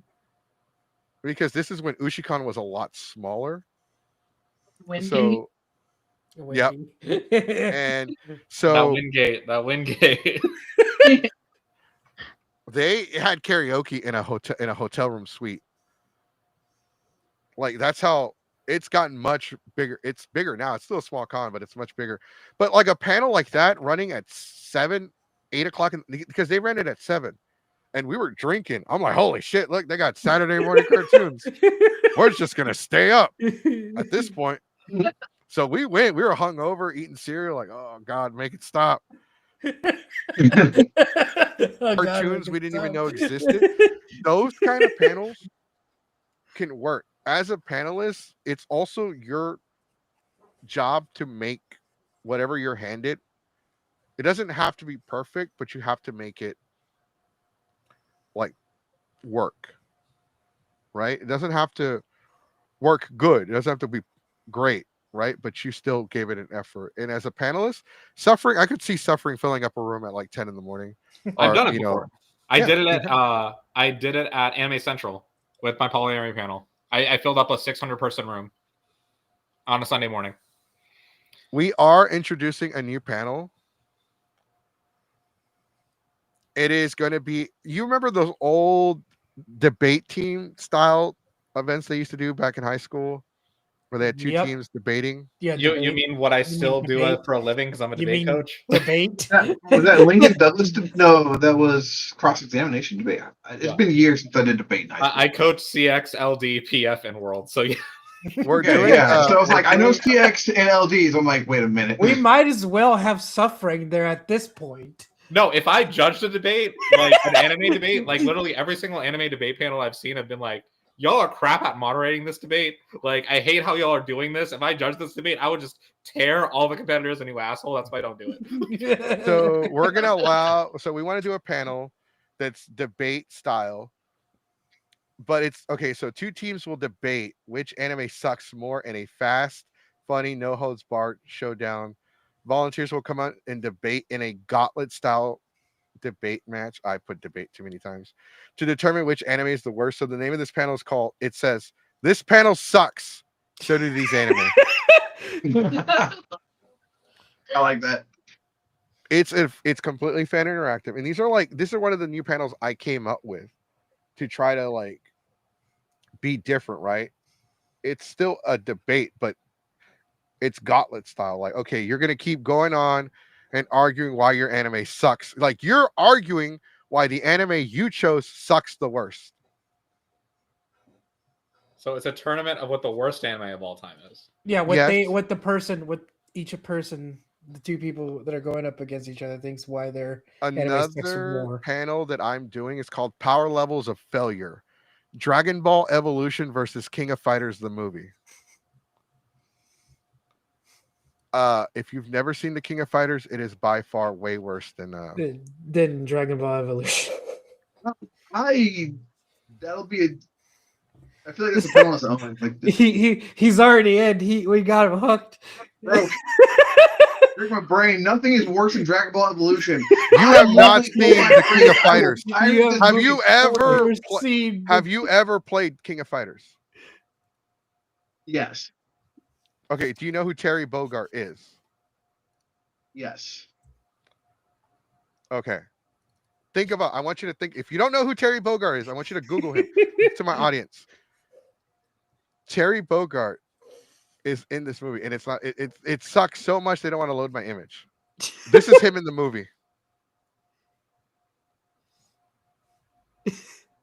Okay. He looks like Marty McFly with an identity crisis. Cheaply made costume. Oh, and by the way, he's an FBI agent in the movie. And this is what he wears as the FBI agent. No, he wears a suit. This is what he wears at the very end to fight. Okay, well. If you know who Terry Bogard is, this is Terry Bogard in the anime. See, now you got in the movie, live action movie. Now you gotta pull the actual character and how he looks like. I do want to. Okay, while you process that, let me go ahead and address some comments.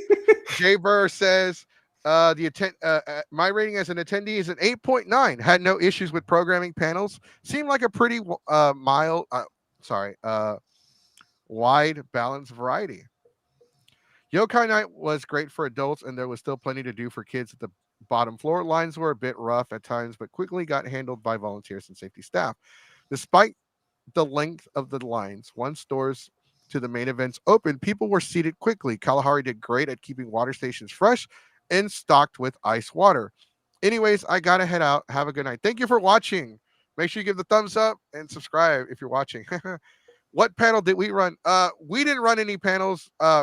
So me and Diamond are not sharing our opinions of Ikkicon because we didn't attend the convention. Richard and Kai attended the convention, and Kai's been going to anime conventions since they invented dirt. Since they've been invented. And Suffering is a panelist himself who hosted Teachers in Anime. Right? Is that what it's called? Yeah, Teachers in Anime. That was in Anime. I actually tried watching KOF, and it's such a horrible movie. At least with Dragon Ball, it got Toriyama to give us more Dragon Ball in the end.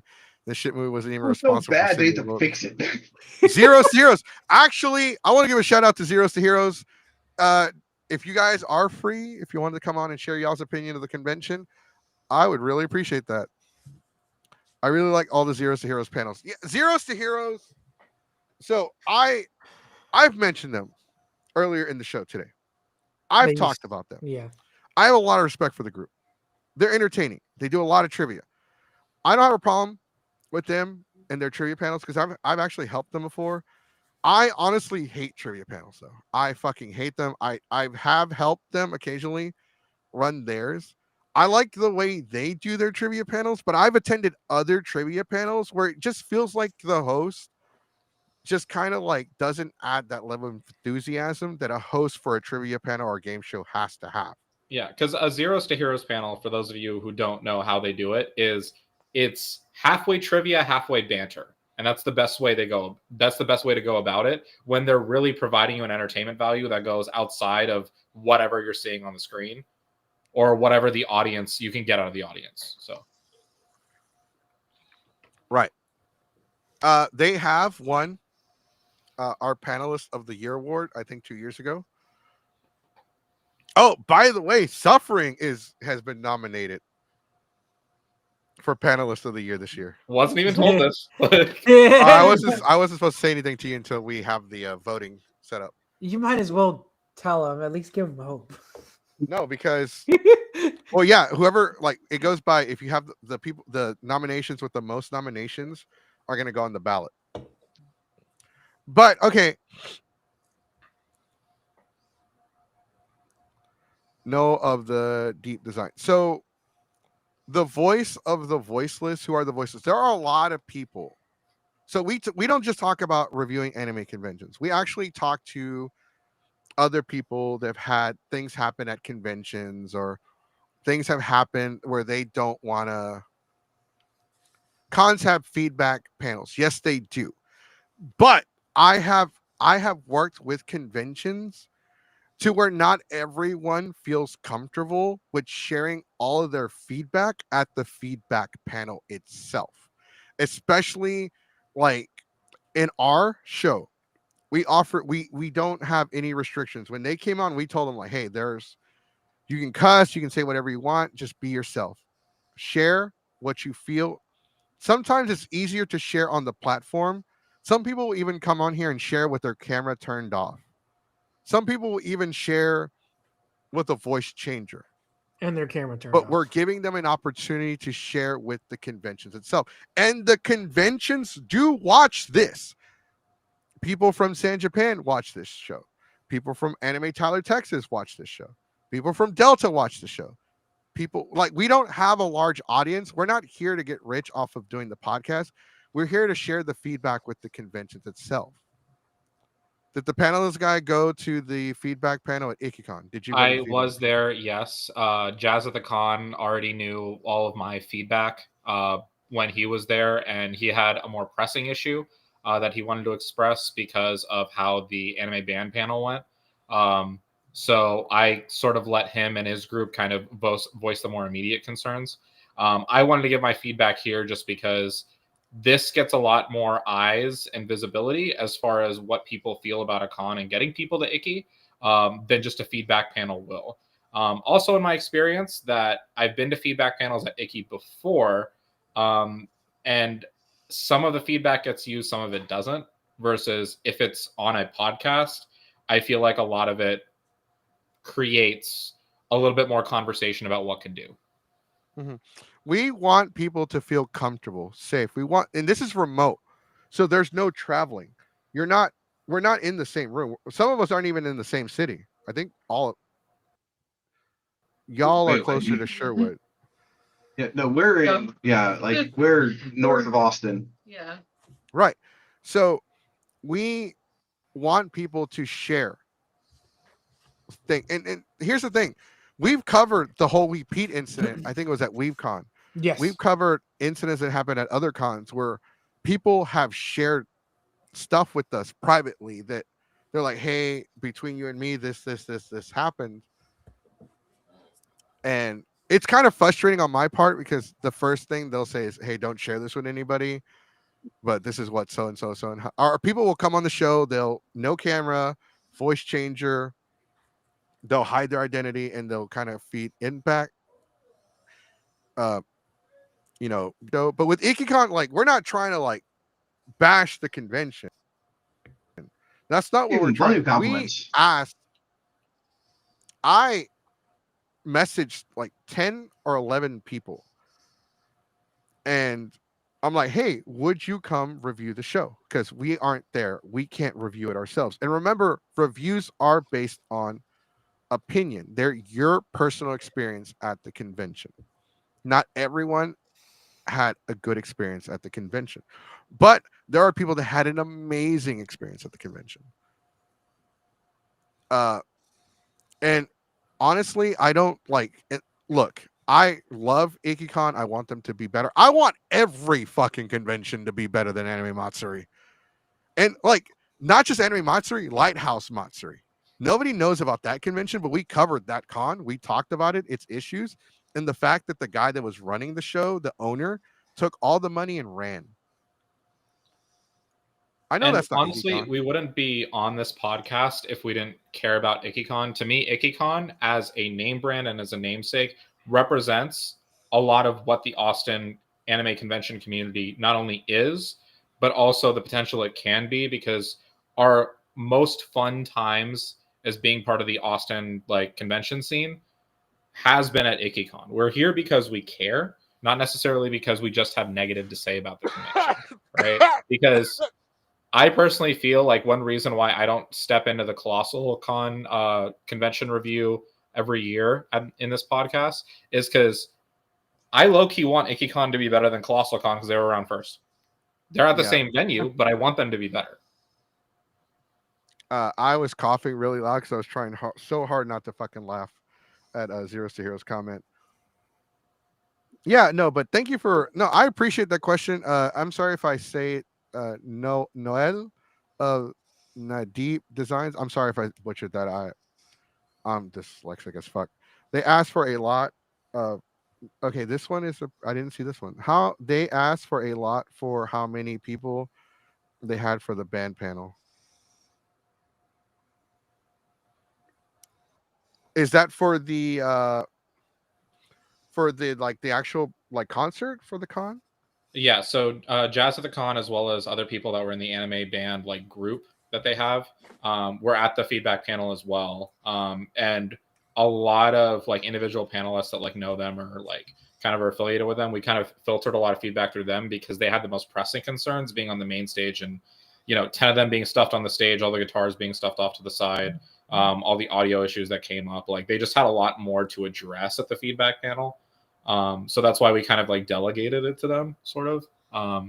But that's probably why they had a lot of asks. So I think it would have just ran a little bit better if they would have just given them like 45 minute, like a 45-minute gap between panels, so they could have time to like set up. Because it doesn't matter if it's karaoke or a band or whatever, like any kind of concert, you need time to check everything, check equipment, check cables.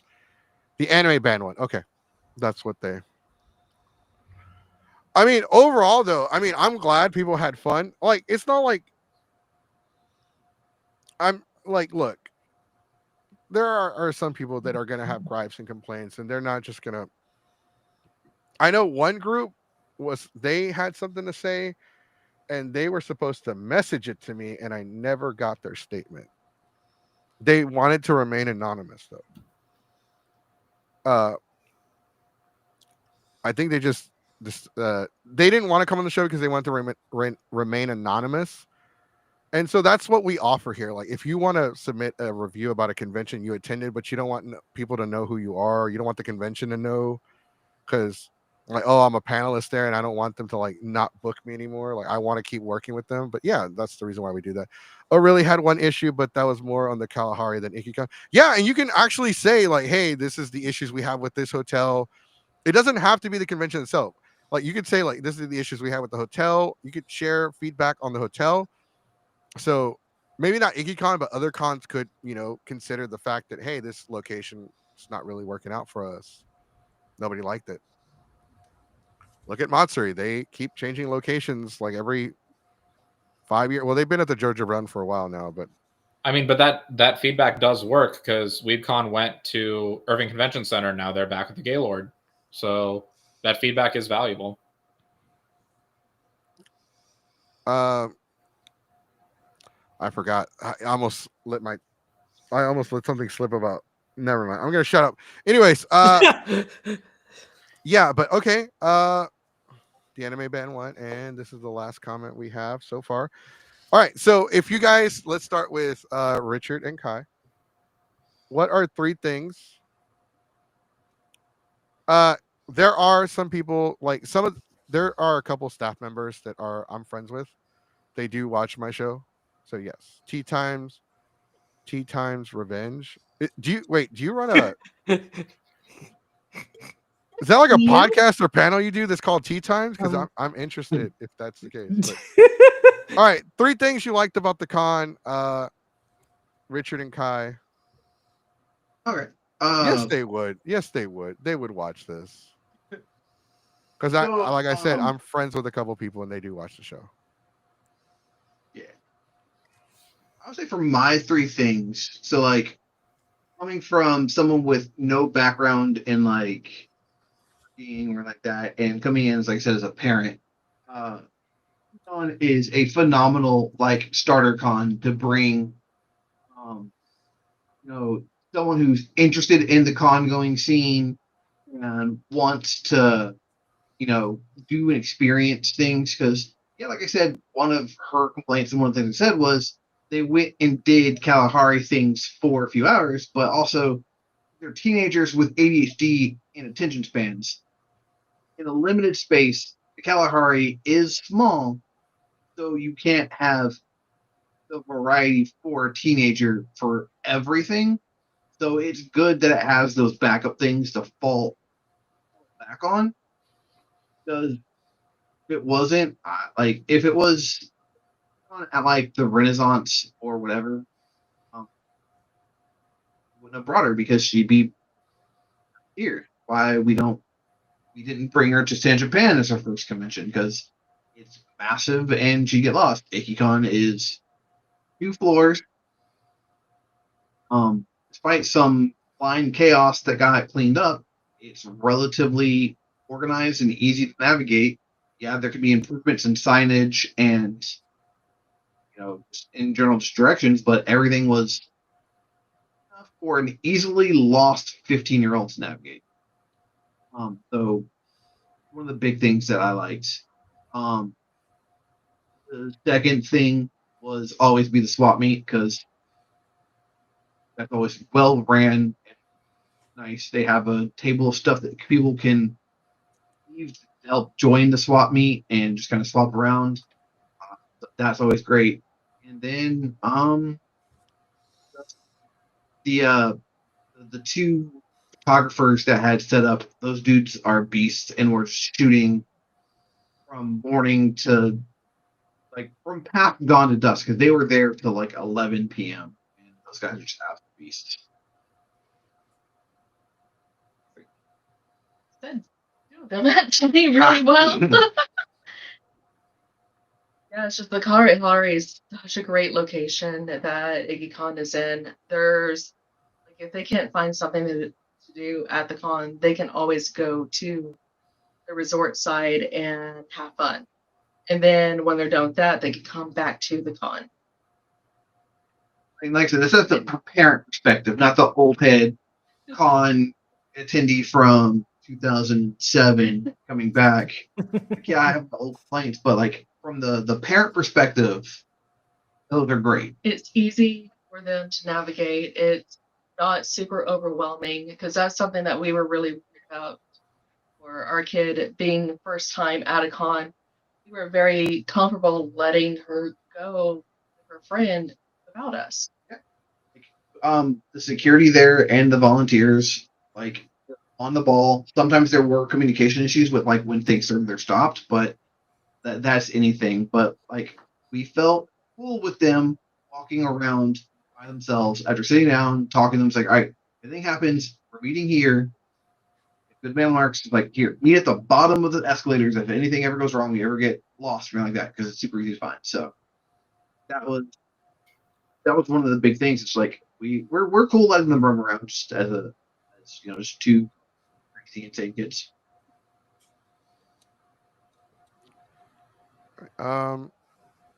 Suffering. What are 3 things about the convention you actually liked? I come to Ikkicon and try to make a point to come to Ikkicon as often as I can because I love this community and it feels like a reunion of the community to some respects. Part of the reason I want to see it improve is because I see a lot of people falling out of the nostalgia they had for the old Ikkicon. and the memories they made there, and being like, I don't want to pay for a badge price again. Like you heard Mandy say that earlier in the podcast as well, right? And I want that magic to happen again because I know the con is capable of it. And I know a lot of the staff that's in Ikkicon as well. And I know their heart is usually in it too, right? That they want that magic to be there. So it's always the people that I'll come back to Ikkicon first and foremost. And the people are always the best thing about Ikkicon to me because of all of the different drama-filled cons that we have in the Texas scene, right? I feel like Ikkicon feels very spotless compared to the rest of them, right? Because of the fact that everyone is vibing, just having a good time. No matter what the venue is, as remarkable as the Kalahari can be when it's at its strongest, that's the vibe of Ikkicon. And that's why that's always going to be the best thing about Ikkicon to me. The second thing is just like, I'm going to throw it out there. Like parking's a bit far, but free parking is goated at any convention, right? Because maybe I'll walk 15, 20 minutes. It'll get hard on some of my cosplayer charges whenever I'm taking them to Icky or Colossal. But I'll drop them off at the front, go park, get my steps in. Free parking can be a lifesaver in a lot of ways. At the same time, I'm like, I want the Atashas to be there when I'm parking, just so like I know I'm at the con, I feel the energy type of thing. But I think like that's part of the advantage of Kalahari, and I think Icky has been very, very insistent on making sure that the things that are in and around the con that they can control remain affordable, which I think is super cool of them to do. I think that level of consideration does come through in a lot of ways. I think the third best thing about the con, as much as I harped on like the scheduling and everything else, is they do try to include as many people as possible to like contribute to the con, right? It really does feel like as inclusive of a place as it can be, so you can be part of the vibe and the environment. Like the vibes at Icky will always be immaculate, right? Because everyone's just there to have a good time. It doesn't feel like anyone's out for blood. It doesn't feel like anyone really wants to do anything too crazy in the sense that they're gonna go after somebody else or anything else like that. It's literally just a bunch of weebs having fun, and that's what Ikkicon's always supposed to be. I think that could be actually said for like what all cons should be. All conventions should just be a place where you vibe, hang out.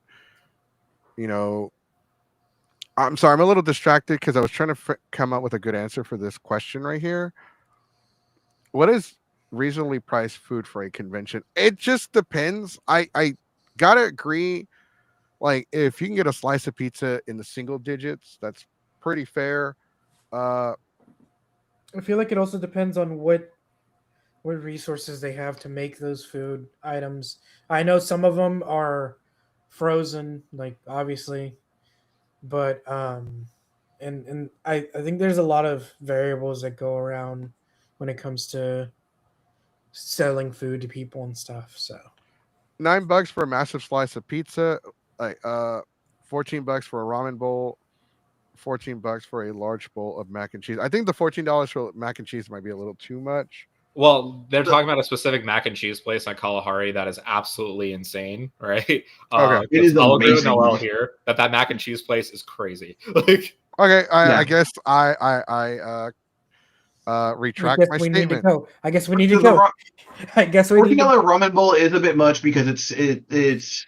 But if you want like the benchmark for reasonably priced convention food, San Japan was like $5 for a chili dog. Like, Oh, and their elote was so yeah. good. But well, I it's mean, you San Japan. can't- I would hope their elote is amazing. Look, Well, let's get one thing straight. There's only I- you gotta be a certain way to mess up elote, okay? Well, see, the Kalahari restaurants themselves, like I find their pricing tends to be pretty good. It's the food stands that are set up in the convention center itself that tend to it feels like they're squeezing everything out of you, right? like they already have the best way possible squeezing out, and it's the pop-up bars that they do. Like, yeah, they're a little bit more pricey, but still they are the pinnacle of convenience because they have like 2 locations they'll pop up, like right upside, right behind registration. And then downstairs, they have a dedicated little drink hut that they can just pop up with. And that's how you squeeze. So it's not charging, Was it $9 for 3 chicken strips? I think so when it comes to when it comes to reasonable pricing, there's a lot of factors that go into it because for one, a person's budget has to be taken into account. Um, it's pretty. The consensus is that you've saved up for this weekend, and you have maybe a little bit more spending money than you normally would. Like for instance, WWE. For the collectors, whenever we go see Raw or SmackDown in Houston at the Toyota Center, I think it's like $30 for the collector's cup, but you get free refills. That's expensive as fuck, but I'll do it anyway because it's free refills at the Toyota Center. So that's reasonable. I mean, Comic Palooza has this vendor that does like sodas. They sell you a cup, like a metal cup, for $40. Hey, yeah, that one. You buy for 40 and you get free refills the all day. But when you see them again and you have the same cup, it's $7 free refills all day if you have the cup. Yep. I have a collection of QuakeCon cups from Pico's Pizza. I would collect them every year at Comic Palooza until I stop going. But it just depends on you and your budget. Remember, everybody's budget is different, right? There are people that will go to a con, sleep in their car, not bathe, but will spend $500 on a anime figure. On a figure. Or they won't buy a badge. I feel like it's experience. I feel like this is something that happened. no, it is. It is. It No, it happens is a lot. 100%. That's something that's happened. Like we know somebody that does Okay, that. I feel like this is Like personal. I know of people that are less extreme examples that will come to the con, not care about if they shower all weekend, sleep in their cars and whatnot. It's just we put the icing on the cake, mentioning that $500 figure example, be like, oh, I can't afford food now. Well, no, be because like, it pissed me off because they bought the $500 figure, and they could have gotten it. They could have gotten the figure cheaper. Like they bought. So there were like 3 vendors selling the figure, and they got it at the very first vendor they saw, Instead of going to the other vendors and seeing if they had it, or at least trying to haggle or Yeah. whatever, right? Yeah, that's So the first thing bought it. that's the first vendor hall thing I taught my daughter was don't buy anything on your first pass. Hit up every shop first. Mm-hmm. I will. On 101. There are a couple Dragon Ball figures I have bought in a dealer's room because they're either hard to find, and like somebody had a Goku figure that was $30. He wanted $30, and it was a friend of mine. He's like, I'm like, how much are you selling that for? It's $30, and he had the price tag that said $30. I'm like, and I looked it up online. It was like 35. So like, okay, taking it, done. Like, I will. If it's a reasonable, I know they're going to be increased. You can always get shit cheaper online, but if it's a reasonable increase, because I still want to support my friend, I'm like, okay, let's do it. I'll get it. But you also have to understand, people don't there are a lot of people that don't budget, right? They go in there, they just buy like the first thing they see, and they'll spend all their money on just like some people go in there and they don't budget for food, right? So a $5 hot dog might seem really expensive. You know, you could always go to a Costco and get a hot dog for $1.50, but you have to drive. The money you're going to save, you're spending in gas. It's a convenience fee. Yeah. So you're really paying like a convenience. Yeah. So it just depends. Like I said, it just depends on people and their budget and how much they. Because I've been to Kalahari for Colossal Con. That pizza place is pretty good. We eat there every year on Sunday. Mac and cheese is still the best though. Like, I haven't had their mac and cheese. I haven't eaten at their mac. I know the mac and cheese place. I haven't eaten at it. Food on site was pretty dope. Free parking, wide halls for cosplay, food on site, multiple hangout places. The family con feels always our win. Also, that mac and cheese place is amazing. I feel like we should be reviewing the mac and cheese. I think place. we need to go. I think that's a live sign. stream the review of the mac and cheese place at Colossal. That's the plan. yes. Food on site was pretty dope. I wish we could have gone to. I wanted to go to Ikkicon. I was dealing with a lot of stuff like mental health and plus the Renaissance. and people really wanted me to go to Renaissance. I missed the deadline to submit panels for Ikkicon. Plus, so this I guy felt- does so much for Ushicon that just let him prep for Ushicon in January. Yeah, I'm the audio guy. Yeah. The fire pits are so great when it's chilly. That's great. Yes, the fire pits are the awesome. fire pits. The vibe at the fire pits after like 9 p.m. are immaculate because It was nostalgic for us. yeah, I brought a bag of marshmallows and went to a tree, broke off a twig, and I was roasting marshmallows at the fire pits. You're brushing May or may marshmallows with not that have broken nasty off the twig. tree. With that nasty twig where squirrels and birds piss and shit. Breaked it off. Okay. And we've been camping. It's fine. Yeah, clearly you've never been camping at Sherwood or TRF. Oh, I have. Oh, You I just- have, and all you- I've slept dude. on the ground. All you need is just a pocket knife. You're good. You to go to Just shave Redfest it off. every year, and you're like, "Nah, that nasty twig. What are you That talking nasty twig, about?" what are you I talking don't about? look, bro. As a person that's been to TRF, I don't grab a stick off the ground and use it for anything. Yeah, that's You break it off the fair. tree. I Okay. didn't go to the ground. I broke off the tree. After sleeping in that tent for 3 days, you are the stick from the ground. Okay. Stop by. You got this past season. I stopped by and I grabbed Pokemon cards from y'all this season. Like, Oh yeah, I remember you saying that you got free Pokemon cards from us. I'm glad you were able to get some and enjoy them. Yeah. Like, there's still more comments about the goddamn mac and cheese. Dude, we need to go to the mac and Oh, cheese. the dude. call- you Now have I'm to getting say, hungry, we bro. cannot understate this mac and cheese is goated. It is. We're gonna have to go Sunday during Ushicon. Like after Ushicon's done, we're gonna have to because we do our group dinner too. Shit. We'll go at some point. Mac and cheese. They're not gonna want to travel that far. We'll figure it out. We'll work something out. I I'm saying, got live stream it at Colossal, so we have your genuine reaction. all right. That We'll sounds, be that there sounds too. fair. If the hotel provided by if the food is provided by the hotel or a food truck, and it depends, I wouldn't expect fair prices. It's best to eat at local restaurants or bring your own food. Yeah, so Miss Mandy did say that because she goes to 13, 15 cons a year, she has to buy snacks and food like snack bags and all that stuff, and she has to kind of save money on that because food does get expensive, especially if you go to like double-digit conventions a year. Which Max the all of us are perfect gonna do in half now and half for later type food. There's more comments about the mac and cheese. Yeah, but you also pay for parking there. That's true. Didn't buy a single item at Icky that wasn't food. Woo! More. The That's what Mac I'm talking is about. good. I'll give them that.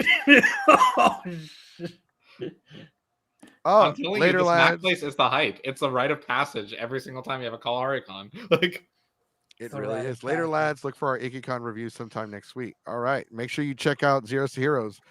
Controller says I get a ton of the same figures for $20 of play tokens at UFO Crane game places. Yeah. You have a better chance of getting something. Oh, this is for y'all. Did y'all see the S'more Fairy? The S'more Fairy. What the? I don't know what that is.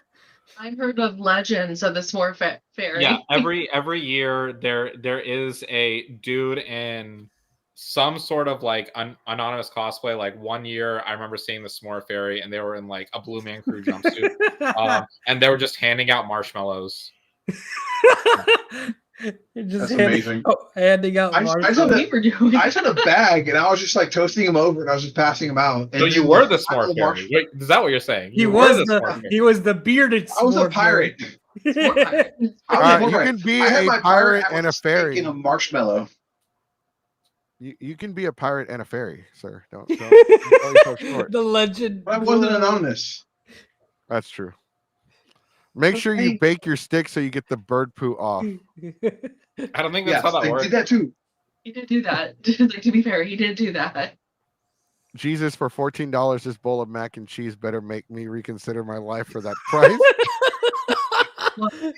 You know what, Fart Knocker? Fair. Like, The only paid parking I saw at Ikkicon was the valet. Yeah, I don't think the Kalahari has any paid parking except for valet. honestly, as I get into ballet, about like closer to the convention center, there's so much parking that's free. I will valet at the Kalahari if I'm trying to flex on somebody. That's it. Yes. I do it when it's Agent Alex's credit card on file.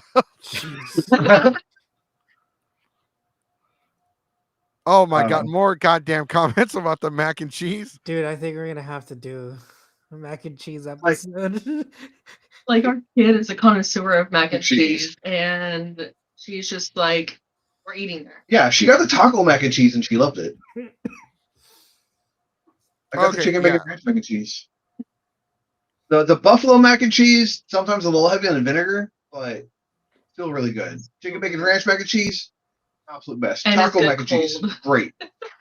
Look, man, when you're coming back to your room at 4 o'clock in the morning and you know you have half a bowl of cold mac and cheese, that is a life-changing experience. With a microwave in your room. Exactly. Yeah. I was gonna say I gotta eat it warm. No, I know, Noel, you were talking about. I know you weren't talking about Ikkicon. It's just that somebody made the Cat Kit made the comment, and I was saying no, it wasn't. No, we didn't. No, but you're right. At Georgia Brown, it's expensive as fuck. It's cheaper to just Uber or get dropped off. I mean, and it's not just GRB that goes towards like any San Antonio convention that's at Henry B. Gonzalez. You also have to pay for parking most of the time. It's like, so it's the norm that you have to pay for parking, even like when you go to like main areas in DFW, right?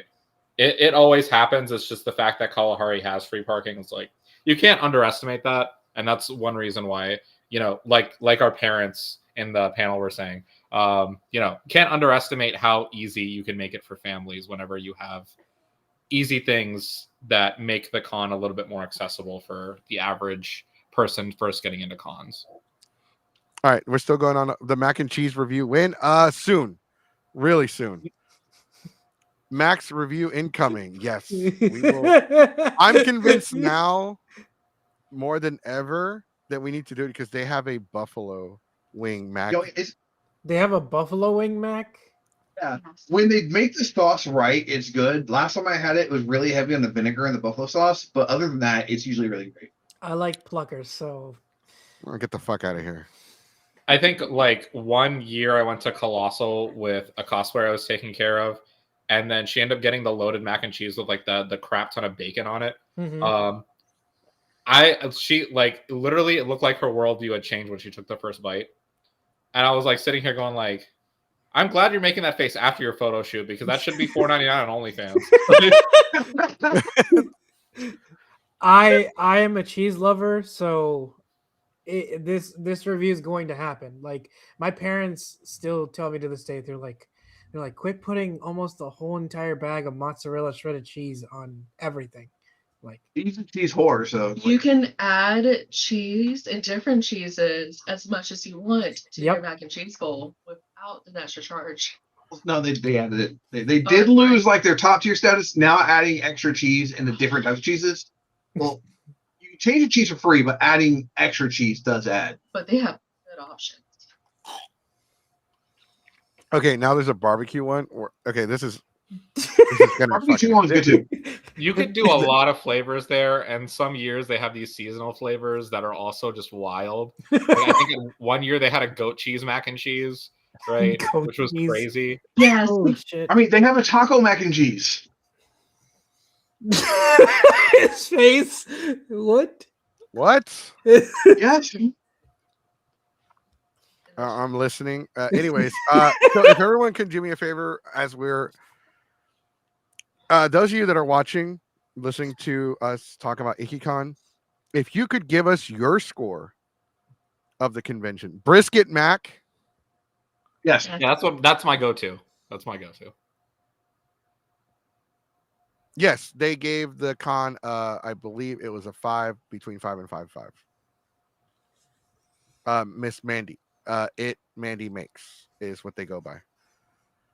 They said that they had a terrible experience at the convention. They didn't really enjoy it as much as other people did. They said they left early Saturday, and they didn't go back on Sunday because they picked up extra shifts at work. That garlic parm mac is fire, Oh bruh. my god, dude. Oh, so good. Do we If like you Icky or do we like this Mac place more? I feel like this Mac place is carrying the score for Icky right now. I feel like the con should just be in the Mac place. The things we had to do, go to the Mac place, then we'll figure out what we're doing at the con. Right. Like, okay, so Geeks Fiber 2027, we're reviewing Ikkicon. Well, I really like the Mac place. The macaroni and cheese just melted in my mouth, and I spent all day there Saturday and Sunday. Didn't you have panels? Yeah, but I canceled them to be at the Mac place. Look, man, just have a mac and cheese panel. Where was Mexico? He was at the mac and cheese place. Oh, yes. Yes, they said that lack of I can actually share that with you. They said lack of things to do, like lack of interesting maybe panels. They felt like the food prices were too expensive. There wasn't a lot to do. They said the affiliate program getting like just cut Not off working or shut out. down, not working out. Mhm. With no notice. They did go into depth, but I'm just trying to summarize it for you. Mostly with the lack of things to do during the day. They okay, we're gonna give the mac and cheese its own score, and then we're gonna give Ikkicon a score. So if everyone could do me a favor, we got one from House. Oh, Housey, 316. If you can give me a score, it's 1 out of 10. 10 being this is the greatest thing since sliced bread, and 1 being anime Matsuri. Again, a low So bar. you gave it a 5 out of no, I didn't give it a 5 out of 10. No. So some of y'all joined after Miss Mandy left. So we have an open mic podcast. Like we offer, like if you want to come on the show, we offer like you just message me on Instagram and I send you the link and you can look, there's our first bot. There's a bot again. We The got a bot. We classic finally got a bot. The bot, Well, they can't see the bot. I think that one was on Discord.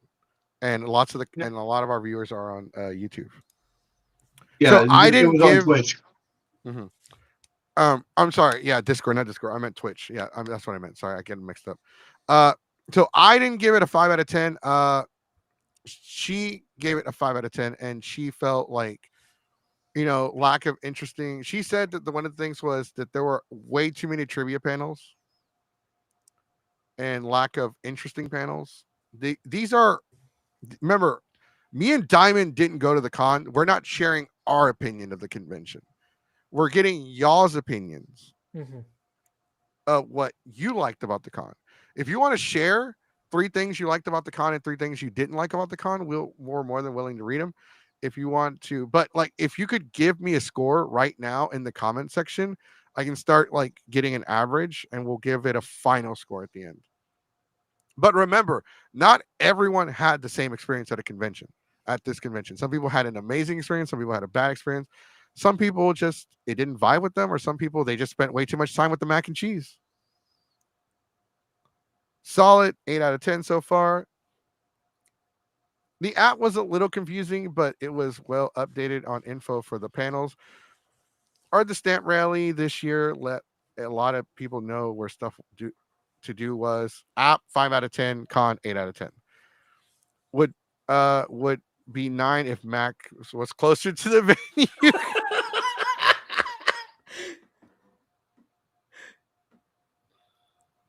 The lady at the feedback panel said they went through 250 panel submissions and the schedule was packed.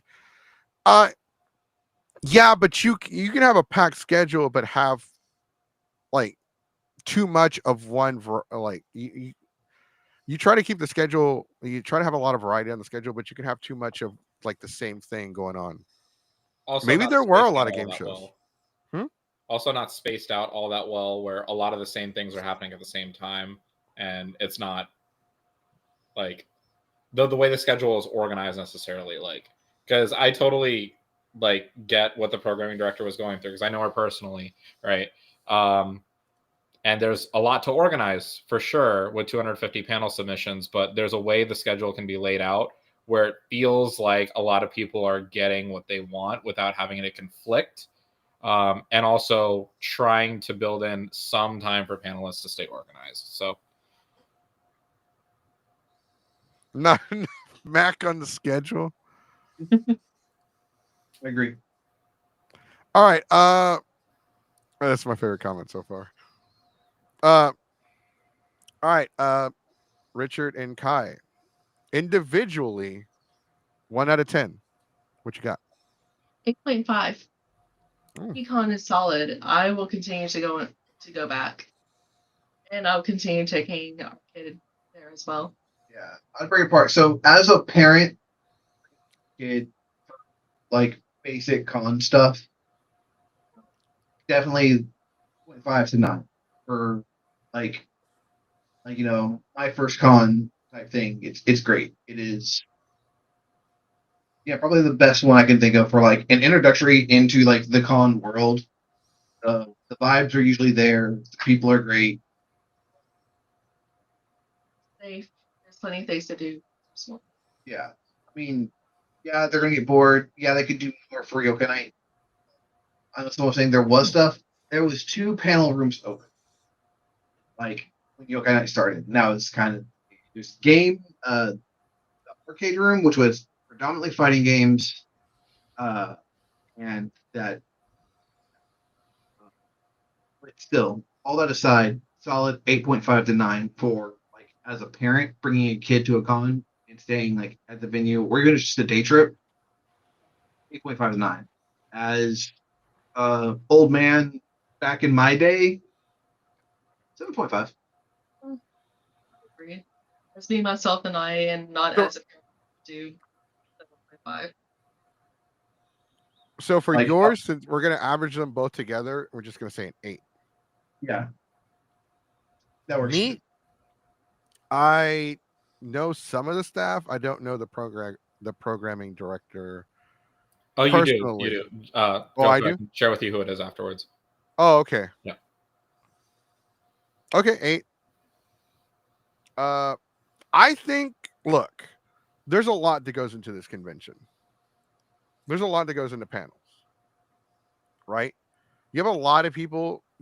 Whenever you're running events at a convention, you're taking a gamble on a lot of new panelists because you don't know if they're actually going to show up and host a panel or if they're just submitting stuff to get a free badge and then ghost all their panels. Or even then not show up completely. Well, that's the ghost part. Like they're just gonna. Oh yeah, like they're gonna ghost it, or maybe they just want a free badge, or but they, God forbid, they have a family emergency or some kind of emergency, or they just couldn't get the time off from work. There's a lot of factors that go into being an events director for any kind of convention. Is always a gamble whenever you bring in even your panelists that have a reputation of being good, on time, never missing a panel. Right? We know panelists who sign up for like 5 panels and then call in sick and then call us, me and Suffering, to run their fucking panels. So they don't get on the con shit list. It's hard being staff. It really is. And like, we're not trying to just give like, I know. So far. All right, Suffering. What you got? I mean, What's your compared score? to everything in context, I would say this was a pretty 7 out of 10 experience for me. Just overall, like, it felt like what I should expect out of Ikkicon, but nothing remarkable really came out of this year. I didn't really feel like the con grew in the direction that it made the con a whole lot better. It's still Ikkicon, and unless Ikkicon like just royally messes up every single year, they're always at least going to be a 7. So 7's where I'm at. Okay. Tell her she did awesome, in my opinion. Mandy. No, Or the director. I think they're What talking is about the programming director or Mandy. Okay, yeah. Well, you know what? We'll tell everyone they did an awesome job. You know what, Diamond Assassin, you being 30 minutes fucking late to the show. Awesome job, bro. All right, so I guess if everyone in the chat, what is the one thing you believe? And we'll ask our guests, but what is one thing you feel like Ikkicon could improve? Not just for yourself. This is kind of a hard question to answer.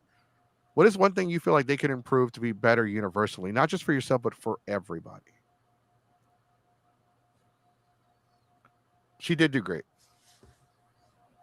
The events director. I mean, for me, the hill I'll die on is not an anime convention without Dance Dance Revolution. I'll die on the hill. It's funny because that's a panel at run by Zeros to Heroes. Awesome. A hill I would die on. It's a DDD. panel. Oh yeah. DDR. I don't think they hosted it this past. I don't think they were able to host it this past. So that means Zeros to Heroes needs to now have a DDR panel. So that Yeah. can fully be the, all right, we're going from this panel to this panel. And that way they have Richard down pat. Like, Exactly. It's not an anime con without Dance Dance Revolution. I suck at it. I'm terrible at it.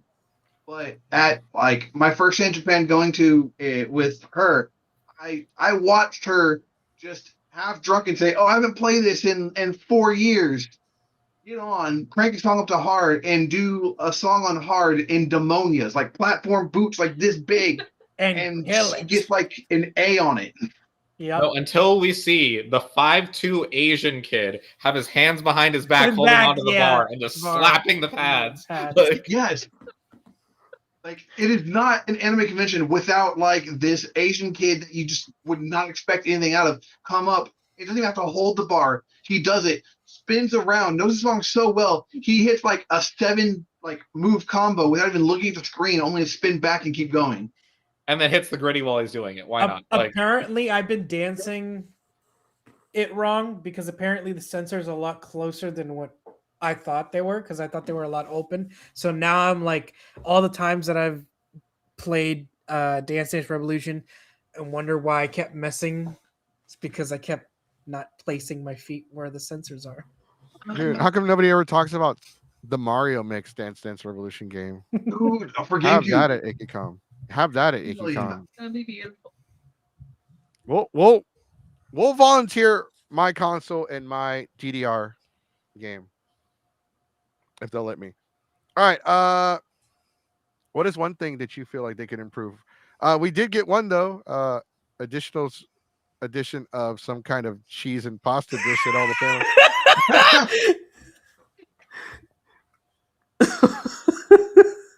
I'm surprised they're not even sponsored. There's don't even the sponsor universal con. consensus is like everyone was feeling Italian food, everyone wanted mac and cheese.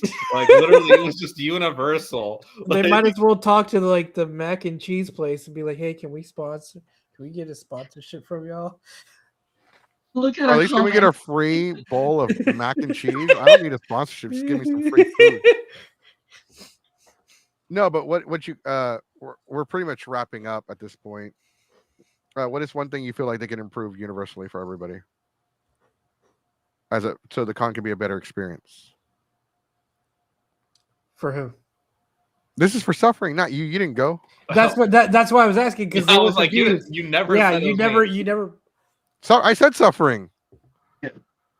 I'm always suffering. We need to be more clear. Oh, because I can't say your first name. I never could, so I just call you Suffering. The biggest thing they can improve on is just like, I would say like more people need to step up and really help the con be more organized. Like, I feel like as good as everyone tries to do, there's just not enough manpower, willpower to have certain things done a certain way. So I think that would certainly help, but I think just having more conscientiousness in how, things are laid out and like, things are organized, more signage, panels that are of the same content area, not conflicting with each other, giving some turnaround time to panels, all that other stuff, just like little details, not overlooking, because that really does make a difference, especially for people that are on the back end and helping making the programming happen. So. Somebody did mention that we need more people to apply for volunteers. Let me address. I think they need more LARP stuff. But here's someone. Someone said in the feedback panel the best way to help make the changes you want to see at the con is to get involved at the convention. I feel like that's actually, if you want to change the system, you got to change it from the inside. Honestly, I'd vie with an arcade racer or 3. Okay. I'm really happy with Ikkicon. There are improvements that Kalahari could do, but that isn't related to the event. It's one of the best cons I've attended or worked. Or were you a volunteer? Or a panelist? It feels like anime studios are drifting away from fan conventions. It would be nice for the industry to embrace fan-ran conventions more. The thing that would make it better is more volunteers, but you can't force that. I can force my staff from the Geeks 5 channel. Diamond, you're volunteering next year. Oh God. Okay. See, there you go. We already got one. We can make our child volunteer. Like right There you go. Make him work. volunteering at anime cons. You want a free badge? Here you go. I'm tired of Yeah. this, Daddy. Well, that's too damn bad. Yeah. Check badges. Ikkicon would definitely be a good con for a volunteer at, honestly. You Yeah. guys should pull up the schedule from the con with how much the schedule comes up. It gives context. I think, is there a way that we can pull it up on the computer? Because I can't pull it up on. It would have I to. think be Yeah, there's it's a Google Docs on link. website. Okay, while we get that. Yeah. Just the comment says, yeah. Closing ceremony really is the best way to get feedback. If you enjoy certain panels, our community tables mention it because they won't get invited back otherwise. I agree. The closing ceremonies is the best place to give feedback, but we also do relay information to staff. Like I said, I know some of the staff. I know a couple people. I've worked with them in the past. I'm a panelist. I'm a volunteer. I was not staff for Ikkicon, but staff for other cons. And I do share. And some of them do watch the show, and they do take that into consideration. I think it's a little bit easier to share it in a. It's easier for people to share it on the show in person, or not even just us. Zeros to Heroes does a review. They people on and they share their feedback. Ikkicon does watch a lot of channels at convention. They do. They are aware that people have things to say. Volunteer and attend depending on the year. Well, I got Diamond already volunteering. I'm gonna get Fart Knocker and a couple other people to volunteer. Look, I can get y'all 5 volunteers off this channel. Sonic. You might as well. No, add Sonic that. won't volunteer. Sonic's independent. You He's got an say that. independent. He's got an independent contract. Can't force him to do anything. Can't even come. Couldn't force him to come on the show today. And he's the co-host. Maybe if you got him that $5 chili dog.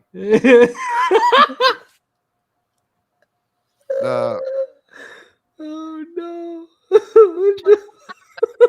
My God, That's beautiful. best piece of fan art I've ever seen in my life. Oh no.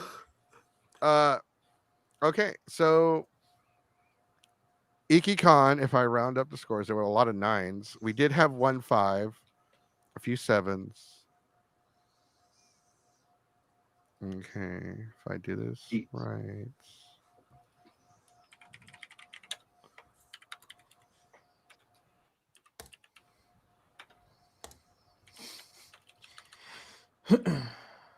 Oh, this is a weird one, but okay. All right, so the first convention we review for 2026.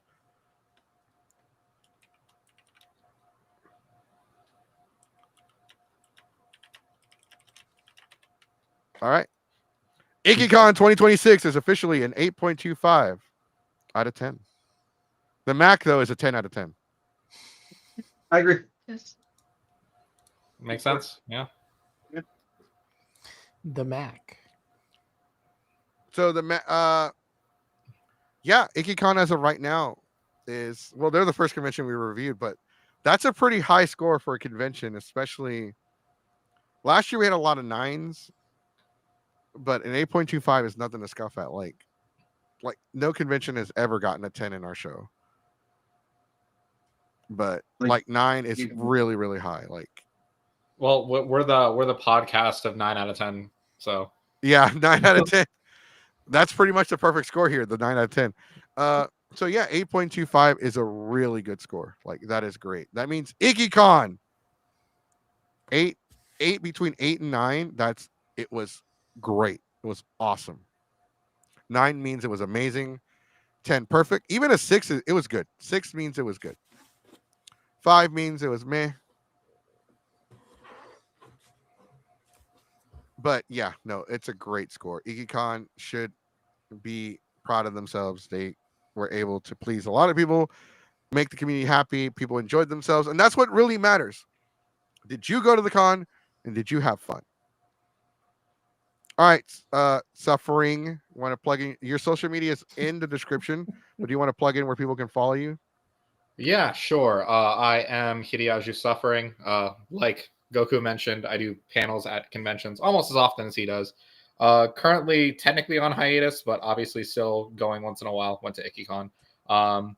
Next convention will likely be Anime Tyler on April 26th and 27th. You can follow me on Instagram at Hiriajuu_Suffering. If you don't know how to spell that, Goku can pull up my name real quick. As actually, his link is in our description. All right, sweet. So link in the description. Follow. I might send you a follow back if I think what you're doing is cool. But yeah. I mean, I'll follow you back. I follow everybody. Richard and Kai, do y'all have any social media or anywhere people want to follow you? Or you not really? I don't, but she does do mermaiding. She is a mermaid. You can see her around Ooh. Renaissance fairs as a mermaid. I usually cart her around in a wheelbarrow. It's Mermaid Sun Pearl. Or It's mermaid_sunpearl. Mostly on Instagram. I'm so glad you explained that because I was about to ask you what the fuck was mermaiding. You never heard of mermaiding? No. Cenicienta? Cenicienting? Like, You never just wanted to be a Serena? fish? It she like puts on like a mermaid tail and becomes Yeah. a mermaid. no, And like, okay, like I didn't leave me alone. Okay. You haven't seen that South Park episode with Kanye West? You never just like vibe with it? Like, Yeah, I love that episode. I was But gonna say, did you not know that there's actually people who professionally do mermaiding for a living?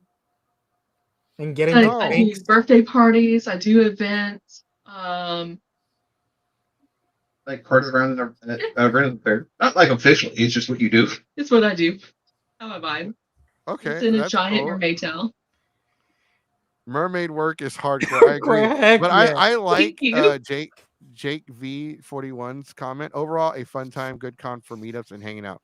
And that's really what it comes down for conventions. That's really what they are. As long as you have fun, doesn't like remember our opinion, like we didn't share our opinion of the convention because we didn't go, we asked everybody, we asked you guys, and we made y'all part of the show. Even though you're not here on camera, you're still very much a part of the show. All right, Diamond, where can they follow you at?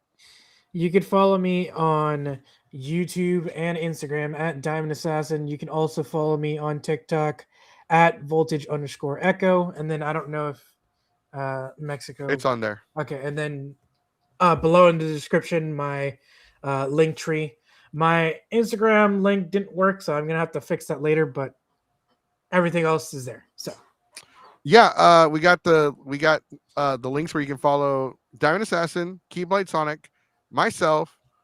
I'll post up Kai's, and hey, hey, mermaid, I'm Randy's boyfriend. Oh, Randy's boyfriend. Hi.